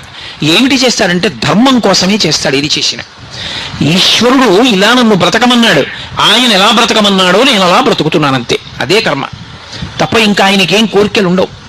మీరు తరచుగా పురాణాల్లో ఒక మాట వింటారు, ఎప్పుడైనా ఋషులు తపస్సు చేసుకుంటున్నారు అనుకోండి, దేవతలు వెంటనే ఇంద్రుడు అప్సరసల్ని పంపిస్తాడు వాళ్ళ దగ్గరికి. ఏదో వసంత ఋతువుని కల్పిస్తాడు, వాళ్ళ దగ్గరికి వసంతుడిని పంపిస్తాడు, మన్మధుడిని పంపిస్తాడు, వాళ్ళ తపస్సు భగ్నం చేసేస్తుంటాడు. ఎందుకు ఆ పిచ్చి? ఎందుకు దేవతలు అలా చేయడం అంటే బాగా జ్ఞాపకం పెట్టుకోవాలి. ఎందుకు దేవతలు మనిషిని జ్ఞానమును పొందకుండా చూస్తారంటే, మనం మామూలుగా ఉన్నంత కాలం నాకేదో ఒకటి కలిసి రావాలి, ఏదో ఒకటి కలిసి రావాలి అన్నంత కాలం దేవతా సంబంధమైన క్రతువులు చేస్తాం. యజ్ఞాలు, యాగాలు, హోమాలు ఇవన్నీ చేస్తూ వానలు పడాలి, పంటలు పండాలి, మాకు పంటలు కలిసి రావాలి అని. నాకు దేవతల యొక్క అనుగ్రహంతో సంబంధం లేదు, నాకు జ్ఞానము కలగాలి అని ధార్మికమైన జీవనం ఒక్కటే లక్ష్యంగా పెట్టుకున్నాడు అనుకోండి, అప్పుడు ఇక అతను దేవతలకి అన్నం పెట్టడం అంటే ఇక యజ్ఞయాగాదులు చేయడు. ఆ స్థాయికి వెళ్ళిపోకుండా ఉండడం కోసం కిందికి తీసుకురావడానికి వాళ్ళు తప్పుభంగం చేస్తుంటారు తప్ప అంతకన్నా వాళ్ళు ఏదో చెడ్డ పనులు చేయాలని కాదు. ఇప్పుడు శివుడు గట్టి కట్లు వేస్తే ఆ వేసిన కట్లు జారిపోతాయి. అంటే ఇంతకుముందు మనం చేసినటువంటి పాపపుణ్యములన్న దూది పర్వతంలో ఒక చిన్న అగ్ని నిరుసుపడింది అనుకోండి, కాలిపోతుందా? కాలిపోదా? అన్ని పాపపుణ్యములు కాలిపోతాయి. కాలిపోతే జ్ఞానం ఒక్కటే మిగులుతుంది, ఇక పుట్టవలసిన అవసరం ఉండదు. అప్పుడు పశువు ఉండదు, అంటే జన్మ ఉండదు, రాట ఉండదు, పాశం ఉండదు, కట్టబడిన వాడు ఉండడు. పశువు పోతే మిగిలినది ఏది? పతి ఒక్కడే మిగులుతాడు. ఎవడా పతి? పతిం విశ్వస్యాత్మేశ్వరగం శాశ్వతగం శివం అచ్యుతం. ఆయనే పతి. ఆ పతిలోకి చేరిపోతాడు. అంటే ఇక్కడే వాడు పశుపతిగా మారుతాడు, శివుడు అవుతాడు. అది జ్ఞానమును పొంది మోక్షం పొందడం. అలా అక్కడ నుంచి క్రింద ఏ కోరికైనా తీర్చడం వరకు ఇవ్వగలిగిన వాడెవరు? ఆయన ఒక్కడే. అందుకే పట్టుకెళ్ళి ఏం చెయ్యాలి ఆయనకి? ఆయన కోపం పోవడానికి మనం ఏం చెయ్యక్కర్లేదు, తప్పు ఒప్పుకుంటే చాలు, ఆయన సంతోషిస్తాడు. కొడుకు ఎన్నో తప్పులు చేశాడు, తండ్రి కక్ష పెట్టి కూర్చుంటాడా? నాన్నగారండి నేను మీ మాట వినలేదు, ఎన్నో తప్పులు చేశాను నాన్నగారండి, ఇప్పుడు నాకు అనుభవంలోకి వచ్చింది, తెలిసి వచ్చింది తప్పులు ఎంత బాధపడతాయో. నాన్నగారండి ఇక నేను తప్పు చెయ్యను, నేను చేసిన పాపాలు పోవడానికి ఒక వారం రోజులుండి మీతో కలిసి కూర్చుని సంధ్యావందనం చేసుకుని మీ కాళ్ళు పట్టి మీతో ఉండి వెళ్ళిపోతాను నాన్నగారు, ఇక నేను జీవితంలో ఎంతో భక్తితో ధార్మికంగా బతుకుతానన్నాడు. తండ్రి పరమ సంతోషాన్ని పొందేస్తాడా? పొందేయడా? మనం కూడా రుద్రంలో అవే మాటలు చెప్తాం. నాన్నగారండి తప్పైపోయింది నాన్నగారండి, నాన్నగారండి ఇంకెప్పుడు చేయండి నాన్నగారండి, ఒకటికి రెండు మాటలు నాన్నగారండి నాన్నగారండి నాన్నగారండి అని ఎలా అంటామో, రెండు వైపులా నమస్కారం వేస్తూ రుద్రం అలాగే చెప్తాం. అందుకే నమ సోమాయ చ రుద్రాయ చ నమ తామ్రాయ చ అరుణాయ చ నమ శంగాయ చ పశుపతయే చ నమ ఉగ్రాయ చ భీమాయ చ నమో అగ్రే వదాయ చ దూరే వదాయ చ నమో మంత్రే చ హన్యసే చ నమో వృక్షేభ్యో హరికేశేభ్యో నమస్తారాయ నమ సంభవే చ. అలా నమ నమ నమ నమ అటు నమ ఇటు నమ అటు నమ ఇటు నమ. అయ్యా నమస్కారం పెడుతున్నా క్షమించు, అయ్యా నమస్కారం పెడుతున్నా క్షమించు. సరిపో. ఆయన చల్లబడ్డాడు అనుకోండి, మనం చల్లబడతాం, లోకం చల్లబడుతుంది. ఇప్పుడు ఆయన ఉండడం ఆయనకా మనకా ఉపకారం? ఆయన ఉండడం మనకు ఉపకారం. ఆయన వెంటనే అనుగ్రహిస్తాడు, వెంటనే అనుగ్రహించి ఇంట ప్రశాంతత కల్పిస్తాడు. కాబట్టి సజ్జోజాతముఖం ఉన్నవాడు అని పిలుస్తారు. అందుకని సజ్జోజాతుడు అని పిలిచిన శివాలయాలన్నిటిలోకి ఆగమంలో చాలా గొప్పది అని దేన్ని పిలుస్తారంటే, పశ్చిమాభిముఖమైనటువంటి శివలింగం ఏ గుళ్ళో ఉంటుందో ఆ శివాలయం మిగిలిన శివాలయాలన్నిటికన్నా గొప్పది. ఎందుకంటే శివుడి యొక్క పశ్చిమ ముఖం సజ్జోజాత ముఖం. సజ్జోజాతం ప్రపద్యామి సజ్జోజాతాయ వై నమో నమః అని ఆయన పంచమంత్ర పఠనంలో చెప్తాం కదా. సజ్జోజాతుడు అంటే అప్పటికప్పుడు అక్కడికక్కడ కోరిక తీర్చడానికి వచ్చి కటాక్షించేటటువంటి లక్షణం ఉన్నవాడు. కాబట్టి ఇప్పుడు ఆయన ఇటువంటి అనుగ్రహ ప్రదాత కాబట్టి ఆయనకి కార్మిక మలము లేదు. అంటే గత జన్మలలో చేసుకున్నటువంటి కర్మల యొక్క ఫలితాన్ని అనుభవించడానికి వచ్చి కూర్చున్నవాడు కాడు. అలాంటి ఫలితాన్ని అనుభవించి మనం బాధపడుతుంటే మన బాధ పోవడానికి మార్గం కల్పించడానికి వచ్చి ఆయన కూర్చున్నాడు. దీనికి కార్మిక మలము లేనివాడు. మూడవది మాయిక మలము అంటారు. మాయిక మలము అంటే మాయ. మాయ అన్న మాటకు అర్థం తేలికగా మీకు అర్థం అవ్వాలంటే నామము రూపము ఈ రెండిటిని మాయ అంటారు. అసలు వస్తువు ఏదో అది కనపడదు, పేరు పెట్టింది ఏదో అదే కనపడుతుంది. దీన్ని మాయా అని పిలుస్తారు. మీకు బాగా అర్థం అవ్వాలంటే ఒక ఉదాహరణ చెప్తే మీరు పట్టేసుకుంటారు. వెనకటికి ఒక ఆయన బంగారం కొట్టు నడిపేవాడు. ఏదో రాత్రి 8 అయ్యేటప్పటికి ఆయనకి 104 జ్వరం వచ్చేసింది. అంత జ్వరం వచ్చేసి చలి కుదుపు వచ్చి ఇంకా కొట్టులో కూర్చోలేక వెళ్ళిపోతూ ఒరే రాత్రి కొట్టుకి జాగ్రత్తగా దింపు, ఆ ఎదురుగుండా ఉన్నటువంటి చట్రం తాళాలు జాగ్రత్తగా వేసిరా ఇంటికి అని కొడుక్కి చెప్పి వెళ్ళిపోయాడు. మంచి జ్వరం, సంధిలో ఉన్నాడు, పడుకున్నాడు, నిద్రపోయాడు. ఏదో ఔషధం సేవించాడు. తెల్లవారేటప్పటికి జ్వరం తగ్గింది. కొడుకుని పిలిచాడు. ఎలా రాత్రి కొట్టంతా జాగ్రత్తగా ఉందా? తలుపులేసి తాళాలేసి వచ్చావా? లోపల ఉండవలసిన బంగారం అంతా ఉందా అన్నాడు. కొడుకు అన్నాడు, నాన్నగారు లోపల బంగారం ఏం లేదన్నాడు. బంగారం లేకపోవడం ఏమిట్రా, పరిగెత్తుకెళ్ళి చూసిరా అన్నాడు. గబగబా కొడుకు వెళ్ళి కొట్టు తాళం తీసి చూసి మళ్ళీ తాళం వేసేసి వచ్చి నాన్నగారు లోపల బంగారం ఏమీ లేదన్నాడు.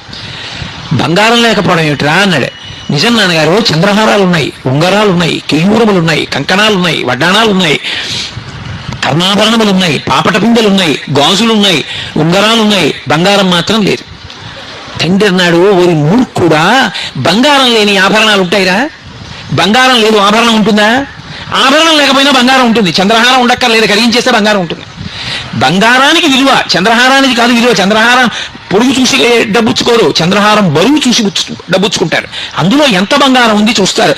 బంగారం ఇవ్వకుండా చంద్రహారం ఇవ్వండి అంటే ఇస్తారా? చంద్రహారం లేకపోయినా బంగారం ముద్దగా ఇంట్లో పెట్టుకోవచ్చు, అంతే విలువ. ఉదే ఉన్నది బంగారమేరా, చంద్రహారాలుగా, గొలుసులుగా, ఉంగరాలుగా, కేయూరములుగా, పాపట పిందెలుగా ఉంది. బంగారం లేదంటే మూర్ఖుడా, ఉన్నది ఆభరణములు బంగారమే. కొడుకు అన్నాడు, బంగారం ఎక్కడ ఉందండి? చంద్రహారాలు ఉన్నాయి, గొలుసులు ఉన్నాయి, ఉంగరాలు ఉన్నాయి, బంగారం బంగారం అంటారేంటి? ఒరే బంగారమేరా చంద్రహారాలు గొలుసులైంది.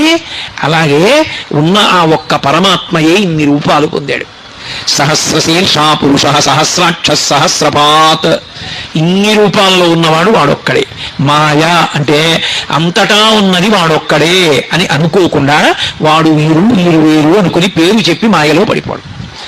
మాయలో పడిపోయి అక్కర్లేని పాపాలన్నీ వాడు పాడవాలి, నేను బాగుండాలి, నాది గట్టి నీది అవుటు, ఇలా ఉండేటటువంటి ప్రవృత్తికి మాయా అంటారు. ఆ మాయ చేత మనం మళ్ళీ మళ్ళీ పుడుతుంటాం. ఆ మాయ లేనివాడు ఆయన. అందుకని మాయిక మలము ఆయనకి లేదు, మాయిక మలము మనకుంది. కాబట్టి ఆనవ మలము, కార్మిక మలము, మాయిక మలము మూడిటితో తయారైన వాడు మనం. ఈ 3 మలములు లేకుండా తయారైన వాడు పరమేశ్వరుడు. తయారైన వాడన్న మాట కూడా వాడకూడదు, ఆయన యందు లేవు అంతే. అటువంటి వాడు ఆయన కానిది ఒకటి ఉన్నది అని చెప్పడం కుదరదు. అసలు ఆయన కానిది ఇది ఉందండి, శివుడు కానిది ఏదైనా ఉందా అని నేను అడిగాను అనుకోండి, మీకు లోకంలో నేను ఒకటి చూపిస్తాను. శివుడు కానిది ఒకటి ఉన్నదే అని చెప్పడానికి ఏదీ లేదు. శివుడే అష్టమూర్తి అని పిలుస్తారు. శివుడే మనం ఈ కంటితో చూడడానికి వీలుగా 8 రూపములను పొందుతాడు. అయితే చిత్రం ఏంటంటే ఈ 8 రూపాలని కూడా పూర్తిగా పూజ చేయడం ఎవరికీ సాధ్యం కాదు. అందులో మొదటిది భూమి, రెండవది నీరు, మూడవది నిప్పు, 4వది వాయువు, 5వది ఆకాశం, 6వది సూర్యుడు, 7వది చంద్రుడు, 8వది జీవుడు. నేను అనుకుంటుంటానే జీవుడు, ఆ జీవుడు 8వది. ఈ 8 శివుని యొక్క మూర్తులు, అందుకే అష్టమూర్తులు అని పిలుస్తారు. భూరంభం శనలు నిరంబర మహార్ణధో హిమాం సుపుమాన్ ఇత్యాభాతి చరాచరాత్మకమిదం యస్యేదమూర్త్యస్తకం నాణ్యకించన విద్యతే విశతాం యస్మాత్ పరస్మాద్విభూ తస్మై శ్రీ గురుమూర్తయే నమ ఇదం శ్రీ దక్షిణామూర్తయే అంటారు శంకర భగవత్పాదులు దక్షిణామూర్తి స్తోత్రంలో. ఈ 8గా ఉంటాడు. ఇప్పుడు నాకు ఒకటి చెప్పండి, ఈ 8 కాని ఒకటి ఏమైనా ఉందా లోకంలో? ఉండదు, 8 ఉంటాయి. పృథివీ భూమి శివస్వరూపం. ఇప్పుడు నాకు చెప్పండి, అసలు మనం అనుభవిస్తున్నటువంటి సుఖమన్న మాట ఏది ఉన్నా శివుని యొక్క ఉచ్ఛిష్టమే. శివుని వలననే సుఖం ఉన్నది. ఈ భూమి లేదు, ఎక్కడ నిలబడతావు? ఈ భూమి లేదు, పంట ఎక్కడి నుంచి వస్తుంది? ఈ భూమి లేదు, ఇల్లు ఎక్కడ కడతావు? ఈ భూమి లేదు, భూమిలోంచి బొగ్గు రాకపోతే, భూమిలోంచి పెట్రోల్ రాకపోతే, భూమిలోంచి ఇల్లు రాకపోతే కారు ఎక్కడి నుంచి తయారు చేస్తావు? విద్యుత్ శక్తి ఎలా తయారు చేస్తావు? నీరు లేదు, ఏం తాగి బతుకుతావు? పంట పండకపోతే ఏం తిని జీవరాశులన్నీ జీవిస్తాయి? గాలి లేదు, అసలు ప్రపంచం ఎలా నిలబడుతుంది? నిలబడదు. అగ్ని లేదు, ఎలా బ్రతుకుతుంది ఈ ప్రపంచం? ఉండదు. పృథివీ ఆపస్తేజోవాయు ఆకాశములు ఆయనే. ఈ ఆకాశముగా అంతటా నిండిపోయినవాడు వ్యోమవత్యప్తదేహాయ దక్షిణామూర్తయే నమః. ఆకాశమై నిండిపోయినవాడు ఆయనే. సూర్యుడిగా ఉన్నవాడు ఆయనే. సూర్యుడుగా ఆయన లేడనుకోండి, అసలు లోకానికి ఆరోగ్యం ఎక్కడుంటుంది? ఆరోగ్యం భాస్కరాదిచ్చేత్. సూర్యకిరణముల యొక్క స్పర్శ వలన రోగకారకములైనటువంటి జీవులు చనిపోతాయి. సూర్యకిరణములు పడితే చాలు ఆరోగ్యం లభిస్తుంది. అందుకే పూర్వం కేవలముగా సూర్యకిరణములు పడినటువంటి పదార్థములను కొన్నింటిని తినేవారు. ఆ పదార్థములు తినకుండా ఉండేవారు కాదు, రేగుడియాలని పెట్టేవారు ప్రత్యేకం. అవేమి ఆ నూనెలోనో ఎందులోనో వేయించరు. రేగుపళ్ళు తీసుకొచ్చి సూర్యకిరణాల్లో పెడతారు, గట్టి పడతాయి. ఆ రేగు ఒడియాలు దాచుకుని ఆ ఒడియని తినేవారు. అసలు ఈ గడ్డంతా రేగు చెట్లతో కూడుకున్నటువంటిది. ఆ రేగు పండు తింటే సూక్ష్మక్రిములు నశిస్తాయి, అది ఆరోగ్యకారకం. అలాగే అప్పడం ఒత్తి సూర్యకిరణాలకు ఎదురుగుండా తీసుకొచ్చి పెడతారు. పెడితే సూర్యకిరణముల చేత అప్పడం ఎండుతుంది. ఆ ఎండిన అప్పడాన్ని తీసుకెళ్లి డబ్బాలో పెట్టి ఉంచుతారు. ఎన్ని నెలలు ఉంటుంది? పాడవదు. సూర్యకిరణములు తగిలితే సూక్ష్మక్రిములు పోయి నిలవ ఉండే శక్తి వస్తుంది. సూర్యకిరణములే ఆరోగ్యములకంతటికీ కూడా కారణము. అటువంటి సూర్యబింబంగా ఉండేటటువంటి వాడు పరమశివుడు. ఏది? ఆయన వంక చూస్తూ ఓ రోజు పొద్దున్నుంచి సాయంకాలం వరకు పూజ చేయి, సాధ్యమా? అసలు పువ్వు విసిరింది ఆయన మీద పడుతుందా? నువ్వు వేసిన నీళ్లు ఆయన మీద పడతాయా? చెయ్యలేవు. పృథివీకి అంతటికీ పూజ, ఈ భూమండలానికి అంతటికీ పూజ చేయగలవా? చెయ్యలేవు. ఉన్న నీటికి అంతటికీ పూజ చెయ్యలేవు. గాలికంతటికీ పూజ చెయ్యలేవు. ఆకాశానికి అంతటికీ పూజ చెయ్యలేవు. అగ్నికి అంతటికీ పూజ చెయ్యలేవు. చంద్రబింబానికి పూజ చెయ్యలేవు. జీవుడికి పూజ చెయ్యలేవు. నేనంటున్నావే, ఆ నేనన్నది ఎక్కడుందని దానికి పూజ చేస్తావు? చెయ్యలేవు. మరి ఇప్పుడు ఆ 8 శివుడైతే అసలు ఆయనకి పూజలా చెయ్యలేం. కాబట్టే ఈ 8ంటికి ప్రతినిధులుగా మళ్ళీ 8 లింగాలుగా వచ్చాడు ఆయన. అందుకే కంచిలో పృథివీలింగం, కాంచీపురంలో ఏకాంబరేశ్వరుడు ఈ పృథివీకంతటికీ సంకేతం. పృథివీ పట్ల మనం అనేకమైనటువంటి దోషాలు చేస్తాం. పృథివీ సూక్తం అని అందులో చెప్తారు. యన్మృత్తికాత్మనే పాపం. భూమి మీద గట్టిగా తాళనం చేయకూడదు. నడిచి వెడుతున్నాడు అనుకోండి, చప్పుడు అవ్వకూడదు. చప్పుడైందనుకోండి, భూమిని తాళనం చేసిన దోషం వస్తుంది. నిష్కారణంగా భూమిని తవ్వకూడదు. కారణం లేకుండా పుల్ల మొక్కెట్టి, గోళ్ళెట్టి, వేళ్ళెట్టి, కాళ్ళెట్టి మట్టి తవ్వాడనుకోండి, దోషం వస్తుంది. మృత్తికని నిష్కారణంగా కొట్టకూడదు. మృత్తిక మీద ఎక్కడ పడితే అక్కడ మలమూత్ర విసర్జన చేయకూడదు.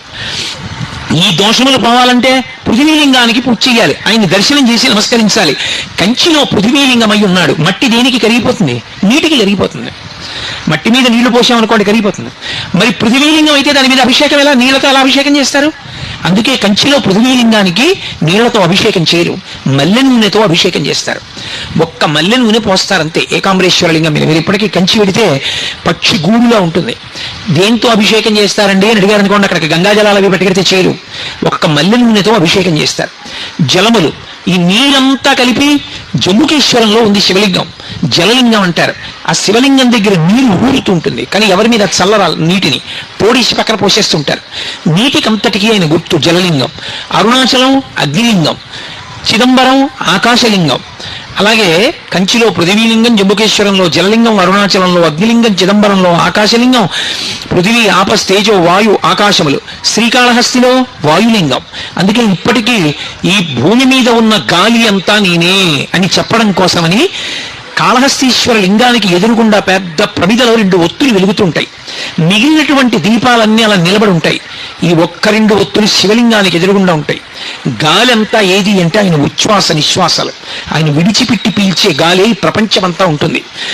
గాలి నేనేను సుమా అని చెప్పడానికే శ్రీకాళహస్తిలో శివలింగం ఎదురుగుండా ఉన్నటువంటి ప్రమిదలో ఉన్న 2 ఒత్తులలో వెలుగుతున్న దీపాలు ఎప్పుడు కదులుతుంటాయి ఇలా.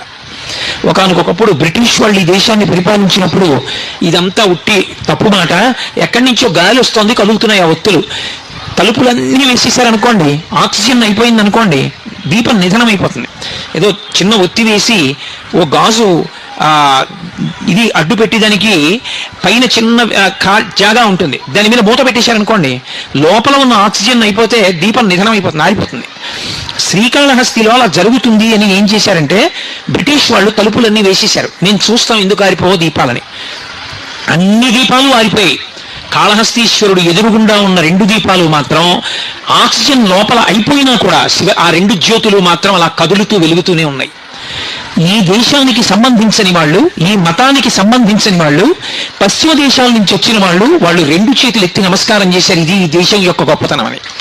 కాబట్టి వాయువు కాళహస్తీశ్వరలింగం అయి ఉన్నాడు. అలాగే సూర్యుడికి చెయ్యలేం కాబట్టి సూర్యలింగంగా కోణార్కలో శివలింగం ఉంది. అలాగే చంద్రుడికి పూజ చేయలేం కాబట్టి చంద్రలింగంగా ఒరిస్సాలో సీతాకుండంలో వెలిశాడు.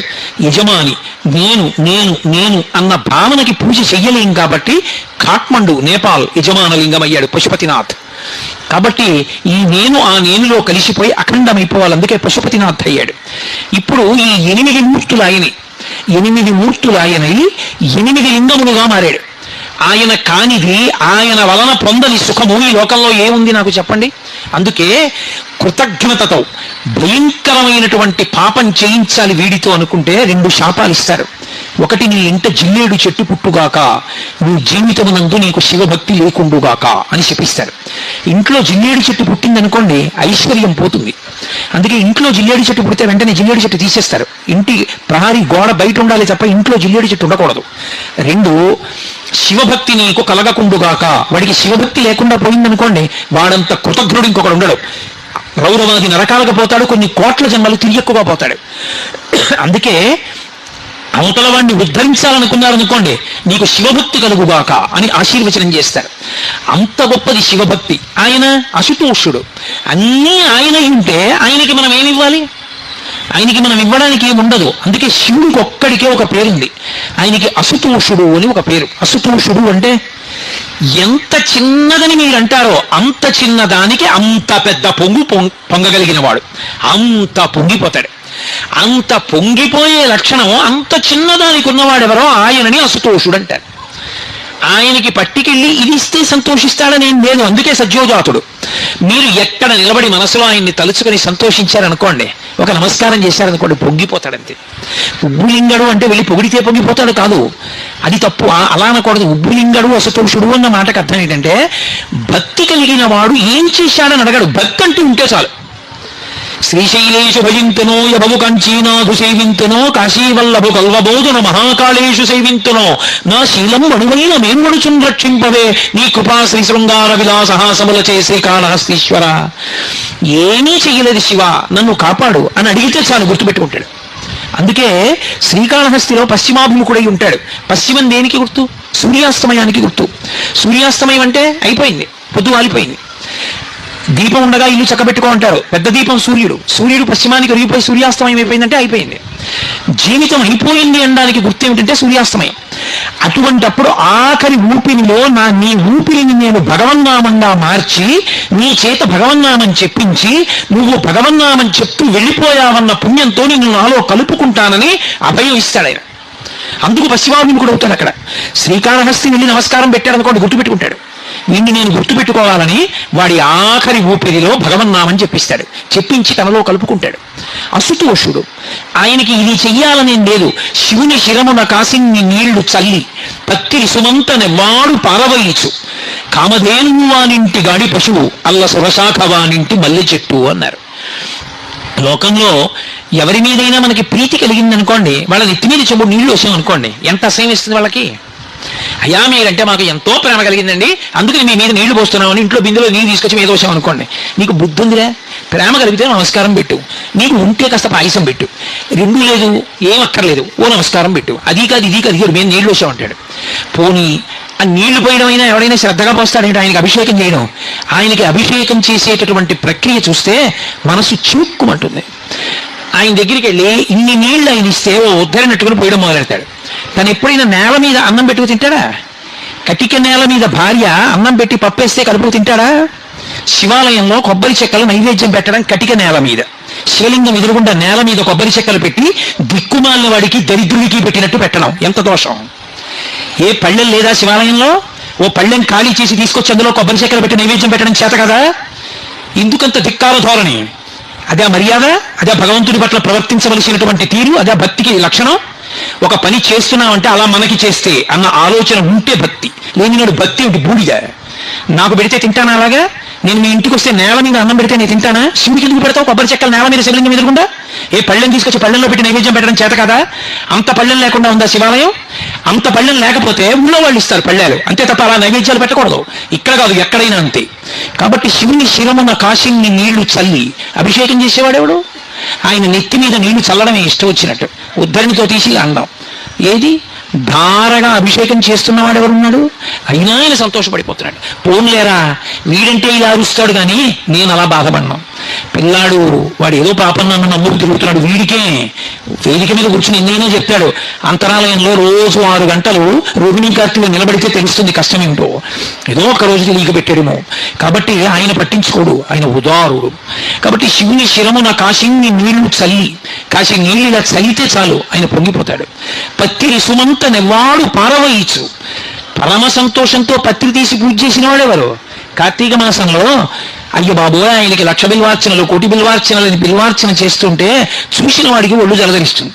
ఆ రొట్టంతా తీసుకొస్తారు గుళ్ళల్లో, కనీసం ఓ బట్ట కూడా పరచరు, నేల మీద పారేస్తారు. నేల మీద పడేస్తే పృథివీ శివలింగం ఏమైంది? అయిపోయింది పూజ. నేల మీద పడితే పూజ అయిపోయింది అంతే. ఎందుకంటే పృథివీ శివలింగం అని ఇందాకనైనా చెప్పాను. పూజ అయిపోయిందా? ఇప్పుడు అయిపోయిన పూజకి మళ్ళీ అదే పత్రి తీసి వేస్తే ఏమైంది? పునఃపూజ అయింది. పూజ ఎక్కడైంది? 2 పత్తి వేసేటప్పుడు ఒక విధానం ఉంది. చీడ, పేడ, పురుగు, సాలెపురుగు, చీమ అది చిరిగిపోవడం కానీ ముక్క విడిపోవడం కానీ ఉండకూడదు. పరమ జాగ్రత్తగా ముచికతోటి 3 ఆకులున్నవి తీసి పళ్ళెంలో పేర్చి ముచిక పైకొచ్చేటట్టుగా పట్టుకుంటే ముచిక ఒక్కటి తీసి ఇలా గుండెలకి చూపించి వేస్తే శివలింగం మీద మారేడు దళం తిరగబడితే ఐశ్వర్యం, బోర్లా పడితే జ్ఞానం, ఏం జరిగినా ఫలితం ఇచ్చేస్తుంది. అలా వెయ్యాలి మారేడు దళాన్ని. ఏది ఇంతంత రొట్ట చేతులతో ఇచ్చి ఆయన మీద విసిరేస్తారు. మీరు ఎప్పుడైనా గమనించండి, మారేడు దళాల మధ్యలో చేతులు పెట్టి కాసేపు ఉంచండి, బొబ్బలు ఎక్కుతాయి. అంత వేడి మారేడు దళం. అంత మారేడు దళాలతో గుళ్ళో ఆయన శివలింగాన్ని అంతటినీ కప్పేస్తారు. నిజంగా ఆయన ఎంత ఉడికిపోతాడు లోపల. అలా కప్పేస్తే కనీసం కనపడుతుందా? ఆయన అంతటా ఉంటాడు నిజమే. భక్తి అన్న మాటకి ఉన్నాడన్న మాట కూడా ఉందిగా. ఏది పూజ అసలు? అసలు ఆ భావన ఎక్కడుంది? పత్తిరి సుమంత నెవ్వాడు పారవయించు. వాడు పత్రి పారేశాడంతే ఆయన మీద. అయినా కూడా ఆయన ప్రసన్నుడై కామధేనువు అనింటి గాడి పశువు అలా పత్రి విసిరేసిన వాడికి కామధేనువుని తెచ్చి వాడు దొడ్లో కట్టేస్తాడు. నీ కోరికలు తీర్చుకోరా అంటాడు. అల్ల స్వశాఖ వానింటి మల్లి చెట్టు, కల్పవృక్షాన్ని తీసుకొచ్చి అటువంటి వాడి ఇంట్లో పెరట్లో పాతి నీ కోరికలు తీర్చుకోరా అంటాడు. అపరాధం అన్నది పట్టించుకోకుండా లోపలికి వచ్చాడు, నమస్కారం పెట్టాడు, అంతే చాలని పొంగిపోయేవాడెవరో వాడు అశుతోషుడు తప్ప నాకు ఇది ఇవ్వాలన్న కోరిక వాడికి ఉండదు అసలు. అంతటి ప్రసన్న హృదయుడై చిన్న దోషం కూడా పట్టించుకోకుండా శివ అని పిలిచినంత మాత్రం చేత పొంగిపోయేటటువంటి మనసున్నవాడెవరో వాణ్ణి శివుడని పిలుస్తారు. అందుకే మీరు చూడండి, శివభక్తి యొక్క చరిత్ర మీరు పరిశీలన చేస్తే లోకానికి అపరాధంగా కనపడినవన్నీ కూడా భక్తి ఉన్నప్పుడు ఆయన ఉపచారంగా తీసుకున్నాడు. లోకం అపచారంగా తీసుకునేదాన్ని. ఒకప్పుడు శివభక్తులు 63 మంది ఉన్నారు నాయనార్లు. అందులో తిరు నీలనక్క నాయనార్ అని ఒక నాయనార్. ఆ నాయనార్ పరమేశ్వరుడికి కళ్ళు మూసుకుని మారేడు దళాలు వేస్తున్నాడు. భార్య మారేడు దళాలు పేర్చి పెళ్లి ఇస్తోంది. ఆయన ఒళ్ళో పెట్టుకుని పరవశంతో అప్పుడప్పుడు కళ్ళు మూసుకుని ఆ చివర ఉన్న ఈయన పట్టుకుని శివలింగం మీద వేస్తున్నాడు. కొంతసేపు అయిన తర్వాత ఆవిడ చూడలేదు. ఒక మారేడు దళం మీద సాలెపురుగు ఉంది. సాలెపురుగు ఆయుర్వేదంలో అన్నిటికన్నా పెద్ద విషం ఉన్న ప్రాణి సాలెపురుగే. అత్యంత ప్రమాదకరమైన ప్రాణిగా ఆయుర్వేదంలో చెప్పబడేది ఏది అంటే సాలెపురుగే. సాలెపురుగు పాకుతోంది. సాలెపురుగుకి ఒళ్ళంత విషం. అది పాకితే చాలు దద్దుర్లు వస్తాయి. అది పాకితే కొన్నాళ్ల పాటు పోదు. అటువంటి ర్యాష్ అంటారే, అటువంటి దద్దుర్లు వచ్చేస్తాయి. అది శివలింగం మీద పాకుతోంది పెద్ద సాలెపురుగు. నీలనక్క నాయనార్ భార్య చూసింది. నాయనారు కూడా చూశాడు. ఆయన మహానుభావుడు. ఆయన ఒంటి మీద సాలెపురుగు పాకితే ఆయనకి లెక్క ఊరుకున్నాడు. నాయనార్ భార్య చూశాను కొద్దీ, అమ్మో నా తండ్రి శరీరం అంతా కోమలంగా ఉంటుంది, ఆయన ఒళ్ళంతా పాకేస్తుందే సాలెపురుగు, ఒళ్ళంతా ఎంత తట్లు కట్టేస్తుందో, ఎంత దురద పెడుతుందో ఆయనకని భయపడి కన్నతల్లి పిల్లవాడికి ఏదైనా ఇబ్బంది వస్తే వెంటనే తూతూ అంటుంది అని శ్రీకృష్ణ కర్ణామృతంలో లీలాశకుడు కూడా అంటాడు. ఆ తూతూ అని ఉమ్మేసి గబగబా రాసేస్తుంది ముందు వాడికి ఆ ఇబ్బంది కలగకుండా చూడడానికి. అలా ఆమె కన్నతల్లిలా అమ్మో శివుడికి ఎక్కడ ఇబ్బంది వస్తుందో అని చేతిలో ఉమ్మేసుకుని శివలింగానికి రాసేసింది. రాస్తే నాయనారు చూశాడు. చీ దుర్మార్గురాలా, శివలింగానికి ముందు రాశావా, ఇక నేను నా జీవితంలో నిన్ను చూడను, ఇంటి బయట వేరే ఇల్లు ఉంది, ఆ ఇంట్లో ఉండు, ఇక నువ్వు నా కంట పడద్దు జీవితంలో అన్నాడు. ఆమె బాధపడుతూ వెళ్ళి ఆ ఇంట్లో ఉంది. రాత్రి నాయనారు వెళ్ళి పడుకున్నాడు. పరమశివుడు కల్లోకి వచ్చాడు. ఒళ్ళంతా దద్దుర్లే, ఒక్క చోట దద్దుర్లు లేవు.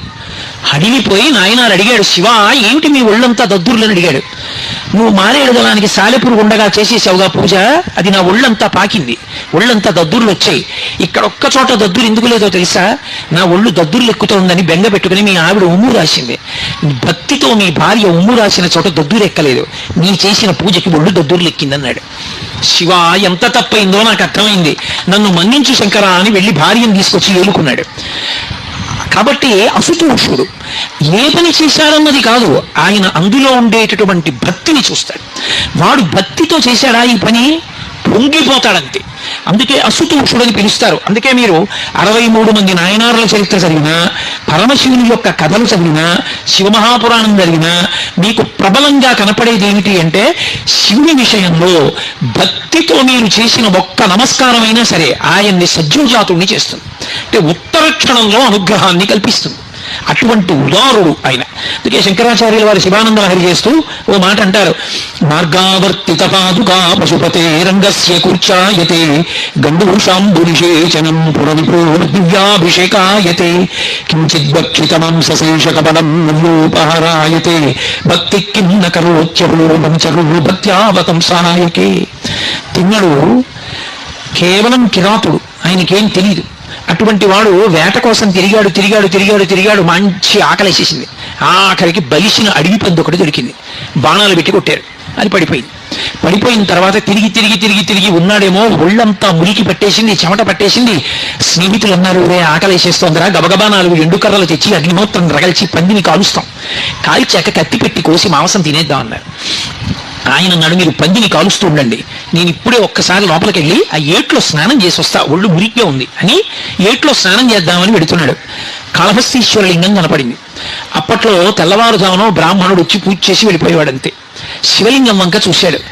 శివ ఎప్పుడు తిన్నావు, ఎంత ఆకలిస్తుందో, శంకర నీకు తెచ్చి నేను అన్నం పెడతానన్నాడు. ఆయనకి ఏం తెలుసు, ఆయన తినేది శంకరుడికి పెడతాననుకున్నాడు. గబగబా వెళ్ళాడు. అడవి పందిని కాల్చి కోసి ఒక్కొక్క ముక్క తీసి కొరికి చూశాడు వివిధ శరీర భాగాల్లోంచి. ఒక చోట ముక్క రుచిగా అనిపించింది. ఆ ఎంగిలి ముక్క తన ముమ్ముతో ఉన్నదాన్ని పట్టుకున్నాడు. ఆ శివానికి ముక్క పెడతాను తిందుగారివి అని ఆ ముక్క పట్టుకుని పరిగెడుతున్నాడు గుడికి. ఇంతలో గుర్తొచ్చింది, శివుడికి అలవాటు ఉంది, స్నానం చేస్తే కానీ తినడం. నేను ఎలా స్నానం చేశాను, నేను ఎప్పుడు చేయను, అలాంటిది ఇవాళ స్నానం చేశా అంటే తినడు. నా గురించి కాదు, తిన్నడు, స్నానం చేశాడు ఆ రోజున.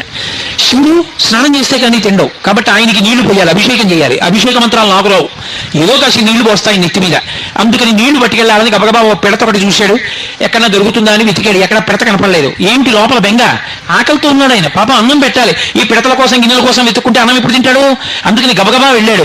ఓ చేతిలో ధనస్సుంది, ఓ చేతిలో ఎంగిలి మాంసం ముక్కుంది, ఎలా పట్టుకెడతాడు నీళ్లు, అర్థం కాలేదు. చేతిలో ఉన్నటువంటి మాంసం ముక్క అక్కడ పెట్టి కాసి నీళ్లు ఇలా తీసి నోట్లో పట్టుకున్నాడు. నోటి నిండా నీళ్లు పట్టుకుని ఇప్పుడు ఆ చేతిలో ఉన్న మాంసం ముక్క పట్టుకుని పరిగెత్తుకుంటూ గుళ్ళోకి వెళ్ళాడు. ఆయనకు అలవాటు ఉంది, శివలింగం మీద పూజ చేసినటువంటి పువ్వుల్ని చేత్తో తీయకూడదు. మర్నాడు నిర్మాల్యం తీసేటప్పుడు కూర్చతో తీయాలి అని నియమం. కూర్చ అంటే మెత్తటి బ్రష్ వాడతారు, చాలా మెత్తగా ఉంటుంది. అటువంటి దాంతో ఉత్తరాభిముఖంగా నిర్మాల్య విసర్జనం చెయ్యాలి అని.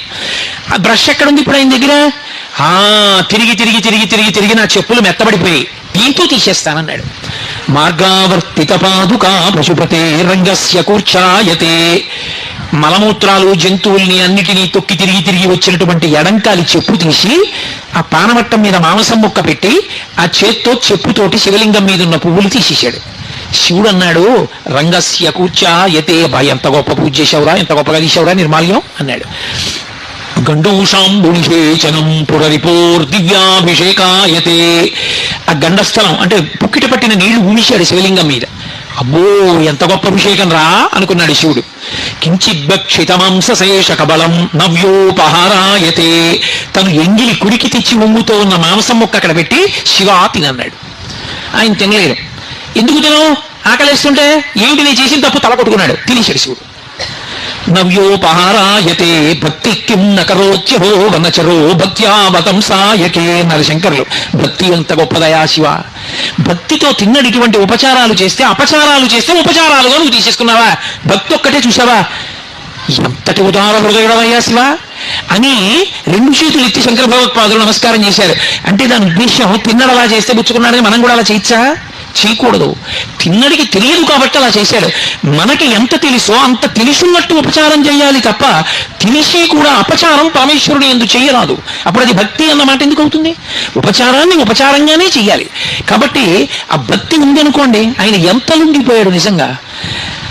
పరమశివుని యొక్క రూపంలో ఒక చమత్కారం ఉంటుంది. ఆయన ఒక చేతిలో పరశువు పట్టుకుంటాడు. పరశువు అంటే గండ్రగొడ్డలి. ఒక చేతిలో జింక పట్టుకుంటాడు. ఆయనకి 3వ కన్ను అగ్నిహోత్రం. ఆయన తల మీద గంగమ్మ ఉంటుంది జటాజూటంలో. నిజంగా పరమశివుడు తినాలనుకున్నాడు అనుకోండి, ఆయన తినడం ఎంత తేలిక. మాంసం తినడం దూర్జటి కాళహస్తీశ్వర శతకంలో దెప్పి పొడిచాడు. అసుతోషుడు శివుడు ఎందుకు అయ్యాడో చెప్తూ, నీకు మాంసము వాంఛయేని కరువా నీ చేత లేడుండగా జోకైనట్టి కుతారముండ అనల జ్యోతుండ నీరుండగా పాకం గొప్ప ఘటించి చేతి పునుకం భక్షింపక బోయచే చేకుంటెంగిలి మాంసమిట్లు తగునా శ్రీకాళహస్తీశ్వర. నీకు మాంసము వాంఛయేని కరువా. ఈశ్వరా, నీకు మాంసం తినడం అంటే నాకు కరువా. ఏటయా తినడం? ఎంగిలి మాంసం ముక్క పట్టుకొచ్చి తినడం పెడితే తినేసావా? నిజంగా నీకు తినాలనిపించింది అనుకో, లేచి వంటింట్లో కూడా నువ్వు వెళ్ళక్కర్లా. ఈ చేతిలో ఉన్న గొడ్డలతో ఈ చేతిలో ఉన్నటువంటి జింకను దెబ్బగొట్టి ఇంత మాంసం ముక్కోటి పీకి చేతిలో ఉన్న బ్రహ్మకపాలంలో పడేసి పైన గంగమ్మ కాస్త నీళ్లు అందులో పోసి 3వ కన్ను అగ్నిహోత్రం మీద ఉడకేసుకుని నోట్లో పడేసుకోవచ్చు. లేచి కూడా వెళ్ళక్కర్లా. అటువంటిది ఇలా తినడం మానేసి బోయవాడు తెచ్చిపెట్టిన ఎంగిలి మాంసం తిన్నావా అంటే అసుతోషుడు. ఒక్క శివుడి విషయంలో ఉండే లక్షణం ఏమిటంటే అదే లక్షణం అమ్మవారి విషయంలో ఉంటుంది. ఏమీ తెలియనివాడు ఉంటాడు, పెద్దింటమ్మ అంటాడు, వీరి బయట ఓ చిన్న రాయి ఎడతాడు, దానికే పసుపు రాస్తాడు, బొట్టెడతాడు, దానికే నమస్కారం పెడతాడు, ఒప్పుకుంటుంది ఆవిడ. ఆయన ఎంత దయామయుడో ఆవిడంత దయామయి.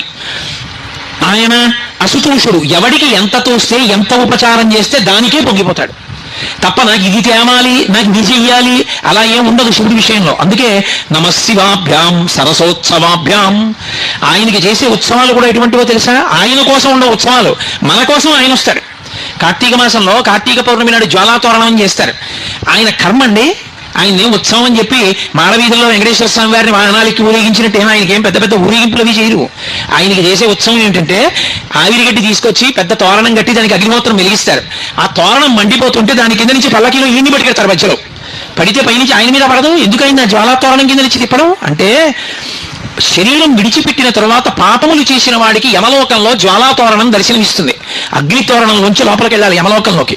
అది మహాబాధ. నువ్వు ఎన్ని పాపాలు చేసినా కార్తీక మాస పౌర్ణమి నాడు నీకోసం నేను వస్తా, నేను పెడతా జ్వాలాతోరణం కింద. నా వెనక నువ్వు వస్తే ఇంక నువ్వు ఆ జ్వాలాతోరణం చూడక్కల్లా, ఈ జ్వాలాతోరణంతో సరి అని మన కోసమని తానొస్తాడు.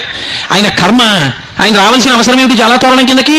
మన కోసమని తానొస్తాడు. అందుకని నమశివాభ్యాం సరసోత్సవాభ్యాం. ఆయన ఉత్సవాలు మన కోసం, ఆయన కోసం కాదు. అంతటి మహితాత్ముడైన.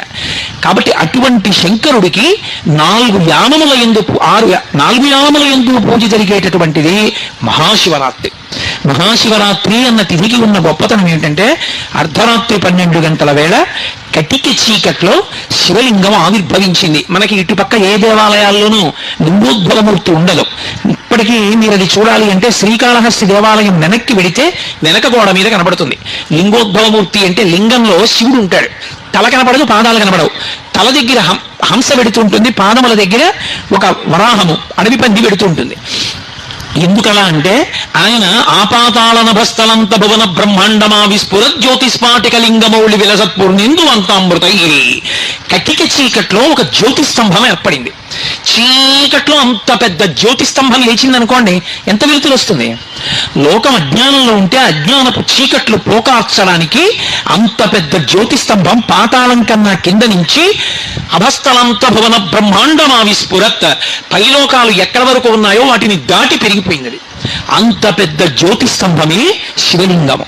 అంత పెద్ద దాన్ని పూజ చేయడం బ్రహ్మ విష్ణువులకు సరిపోలేదు. విష్ణువు వరాహమూర్తి భూమిని తొలుచుకుంటూ కిందకెళ్ళారు. ఎంత వెళ్ళినా పాదాలు కనపడలేదు. హంసవాహనం ఎక్కి బ్రహ్మగారు వెళ్ళాడు పైకి, ఆయనకి తల కనపడలేదు. అంటే పరమశివుని యొక్క వ్యాపకత్వమును బ్రహ్మ విష్ణువులకు తెలియలేదు. ఆయన ఎంత వ్యాపించి ఉంటాడన్నది చెప్పగలిగిన మనగాళ్ళం మనమా? చెప్పలేము. కానీ అంత నిండిపోయింది అనుకోండి, ఎలా చూస్తాం ఈ మాంసనేత్రంతో? ఎలా చేస్తాం పూజ? అందుకని అది తరిగిపోయి కిందకు వచ్చేస్తే లింగం అవుతుంది. అందుకే లింగం చతురస్రాకారంగా ఉంటే పడుకుందంటారు. కంచిలో ఇప్పటికీ పడుకున్న లింగాలు, కూర్చున్న లింగాలు, నిలబడిన లింగాలు అని ఉంటాయి. అవి పీఠం అది చతురస్రాకారంగా ఉందా త్రిభుజంగా ఉందా అన్నదాన్ని బట్టి నిర్ణయం చేస్తారు. శివలింగం ఎప్పుడూ కూడా సాధారణంగా గుండ్రంగా ఉంటుంది. శ్రీకాళహస్తి లాంటి లింగాలు మినహాయింపు గుండ్రగా ఉంటుంది. గుండ్రగా ఉండడానికి కారణం ఏమిటో తెలుసా? ఇప్పుడు నేను ఇలా ఓ సున్నా గీశాను అనుకోండి, ఈ నా ఎదురుగుండా ఉన్న బల్ల శాలువాలు పూలదండలు ఎందులో ఉన్నాయి? నేను గీసిన సున్నాలో ఉన్నాయి. నేను ఇప్పుడు ఈ సున్నా ఇలా నా చుట్టూ కూడా తిప్పాను అనుకోండి, నేను మైకు ఇవి కూడా ఎందులో ఉన్నాయి? సున్నాలో ఉన్నాయి. నేను అలా సున్నా ఇలా సభ చుట్టూ తిప్పాను అనుకోండి, ఇప్పుడు ఈ సభ ఇవి అన్ని కూడా ఎందులో ఉన్నాయి? ఆ సున్నాలో ఉన్నాయి. నేను దాన్ని ఇలా తిప్పాను అనుకోండి, తేతలి చుట్టూ తిప్పాను అనుకోండి, తేతలి గ్రామం అంతా ఎందులో ఉంది? అందులో ఉంది. నేను దాన్ని ఇలా అన్నాను అనుకోండి, భారతదేశం అంతా తిప్పేశాను అనుకోండి, ఇప్పుడు దేశం అంతా ఎందులో ఉంది? అందులో ఉంది. సమస్త బ్రహ్మాండముల చుట్టూ అలా గీత గీశాను అనుకోండి, ఇప్పుడు అవన్నీ ఎందులో ఉన్నాయి? అందులో ఉన్నాయి. అసలు నిజానికి అండాకారములో ఉంటుంది బ్రహ్మాండము అంటారు, అందుకే కోడిగుడ్డు ఆకారంలో ఉంటుంది. అసలు ఈ లోకాలన్నీ శివలింగాకృతిలో ఉంటాయి. అది ఒరగడం ఎటురుగుతుందంటే చేసిన అభిషేక ద్రవాలన్నీ కూడా ఉత్తర దిక్కున సముద్రంలో పడిపోతాయి. దేవతలు చేసినటువంటి అభిషేకాలన్నీ కూడా ఉదయగ్రామము పానవట్టము అభిషేకో తత్ప్రవాహంబు వార్ధి జలధ్వంతము ధూపదీమము అని తూర్జటి కాళహస్తి మహాత్యంలో వర్ణిస్తాడు. బ్రహ్మాండాకృతిలో ఉంటే గుడ్డు ఇలా పట్టుకున్నాం అనుకోండి, ఓ పక్కకి వాలుగా ఉంటుంది. అది ఉత్తర దిక్కుకు పడాలి అభిషేక జలాలు. అవే దేవతలు చేసిన అభిషేక జలాలే మహాసముద్రాలై పడిపోయాయి ఉత్తర దిక్కున. ఇప్పుడు అంతటా నిండిపోయింది అనుకోండి గుండ్రంగా ఇలా లింగం, ఎలా పూజ చేస్తారు చెప్పండి నాకు? మీరే అందులో ఉన్నారు. ఇక మనం ఎలా చేస్తాం పూజ? అప్పుడు ఆయన ఏం చేస్తాడంటే మనని అనుగ్రహించడానికి ఇలా తరుగుతూ వస్తాడు. ఇలా పెరిగినది ఏదుందో అది బ్రహ్మాండమావిస్ఫురత్. బ్రహ్మాండమావిస్ఫురత్ సంకోచత్వాన్ని పొందితే ఇలా తరుగుతుంది. తరిగి తరిగి తరిగి తరిగి తరిగి మన ఎదురుగుండా ఇలా గుండ్రంగా కూర్చుంటాడు.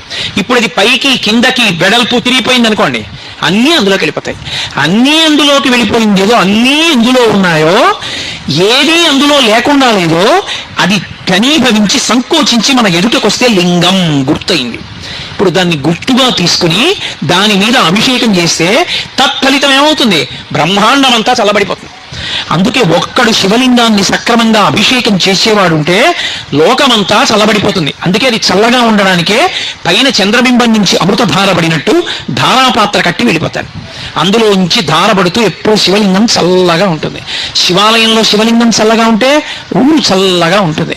మహాశివరాత్రి అంటే లోకములను అనుగ్రహించడానికి, లోకములకు జ్ఞానం ఇవ్వగలిగిన వాణ్ణని చెప్పడానికి, ఎవరి కోరికనైనా తీర్చగలిగిన వాణ్ణని చెప్పడానికి లింగస్వరూపంతో ఆపాతాళ నభస్థలంత భువన బ్రహ్మాండమా విస్ఫుర జ్యోతి స్ఫాటిక లింగమౌళి విలసత్పూర్ణేందువంతామృతై అంతటా నిండిపోయినవాడు, ఇవేమీ కానివాడు, వీటిలా కనపడేవాడు. స్ఫాటికలింగ. స్ఫటికలింగం ఉందనుకోండి, అది చాలా గొప్పది. స్ఫటికలింగం రామేశ్వరం క్షేత్రానికి వెడితే తెల్లవారుజామున 4 గంటలకి బ్రహ్మముహూర్తంలో అభిషేకం చేస్తారు స్ఫటికలింగానికి. అప్పుడు చూపిస్తారు. ఆ స్ఫటికలింగం ఎదురుగుండా ఎర్ర పువ్వు పెడతారు, లింగం అంతా ఎర్రగా అయిపోతుంది. పువ్వు తీసేస్తారు, తెల్లగా అయిపోతుంది. శివలింగం మీద తెల్లటి పాలు పోస్తారు, తెల్లగా అయిపోతుంది. పసుపు నీళ్ళు పోస్తారు, పచ్చగా అయిపోతుంది. మామూలు నీళ్ళు పోస్తారు, మళ్ళీ తెల్లగా అయిపోతుంది. ఎదురుగుండా ఏది పెడితే దానిలా కనపడుతుంది, కానీ నిజానికి అదేమిటి? ఏమీ కాదు, శుద్ధ స్ఫటికం. అలా అంతటా నిండిపోయినటువంటి పరమేశ్వరుడు నిర్గుణుడు, కానీ ఎలా చూస్తే అలా కనపడుతూ ఉంటాడు. అది స్ఫాటికలింగ. అలా పెరిగిపోయినటువంటి శివలింగాన్ని ఆ కాలమునందు మహాశివరాత్రి సమయంలో ఎవడు ధ్యానిస్తాడో, ఎవడు దర్శిస్తాడో, ఎవడు శివనామం చెప్తాడో, ఎవడు భక్తితో పూజ చేస్తాడో, ఎవడు ఆ రోజున ఉపవసిస్తాడో, ఎవడు జాగరణ చేస్తాడో. జాగరణం అనేటటువంటిది దేని చేత జరుగుతుంది అంటే విశేషమైనటువంటి రోగము శరీరంలో ప్రవేశిస్తే జాగరణం చేస్తాడు. అంటే నిద్ర పట్టదు. మహాభారతంలో విదురుడు అడుగుతాడు ధృతరాష్ట్రుణ్ణి, మృత్యు సమీపించినప్పుడు నిద్ర పట్టదు, ఏదో సంధితో మాట్లాడుతూ ఉంటాడు. అలా కాకుండా ప్రయత్నపూర్వకంగా నిద్ర మాని ఒక రాత్రి ఎవడు శివనామస్మరణ చేశాడో వాడు యమదర్శనాన్ని పొందకుండా ఈ జాగరణ చేత, రోగము చేత జాగరణ చేయవలసిన అవసరం లేకుండా శివుని యందు కలిసిపోతాడు. అంత అద్భుతమై శివమయమైనటువంటి కాలము కనుక నెలకి ఒకసారి చతుర్దశి రాత్రి పరివ్యాప్తమైతే శివరాత్రి. మహాశివరాత్రి జ్యోతిస్తంభం ఏర్పడితే పరమాద్భుతమైన కాలము. అందుకే జన్మానికి ఒక శివరాత్రి అంటారు. ఏదో ఒక పదార్థం, పాలో పెరుగో తేనెో నెయ్యో పంచదారో నిబ్బుతో చందనోదకమో ఏదో ఒకటి పట్టుకుని దేవాలయంలోకి వెళ్ళాలి, శివదర్శనం చెయ్యాలి. శివనామ స్మరణ చేస్తూ శివస్తోత్రములను చదువుకుంటూ భగవంతునికి సంబంధించినటువంటి స్మరణతో కాలము గడపకపోతే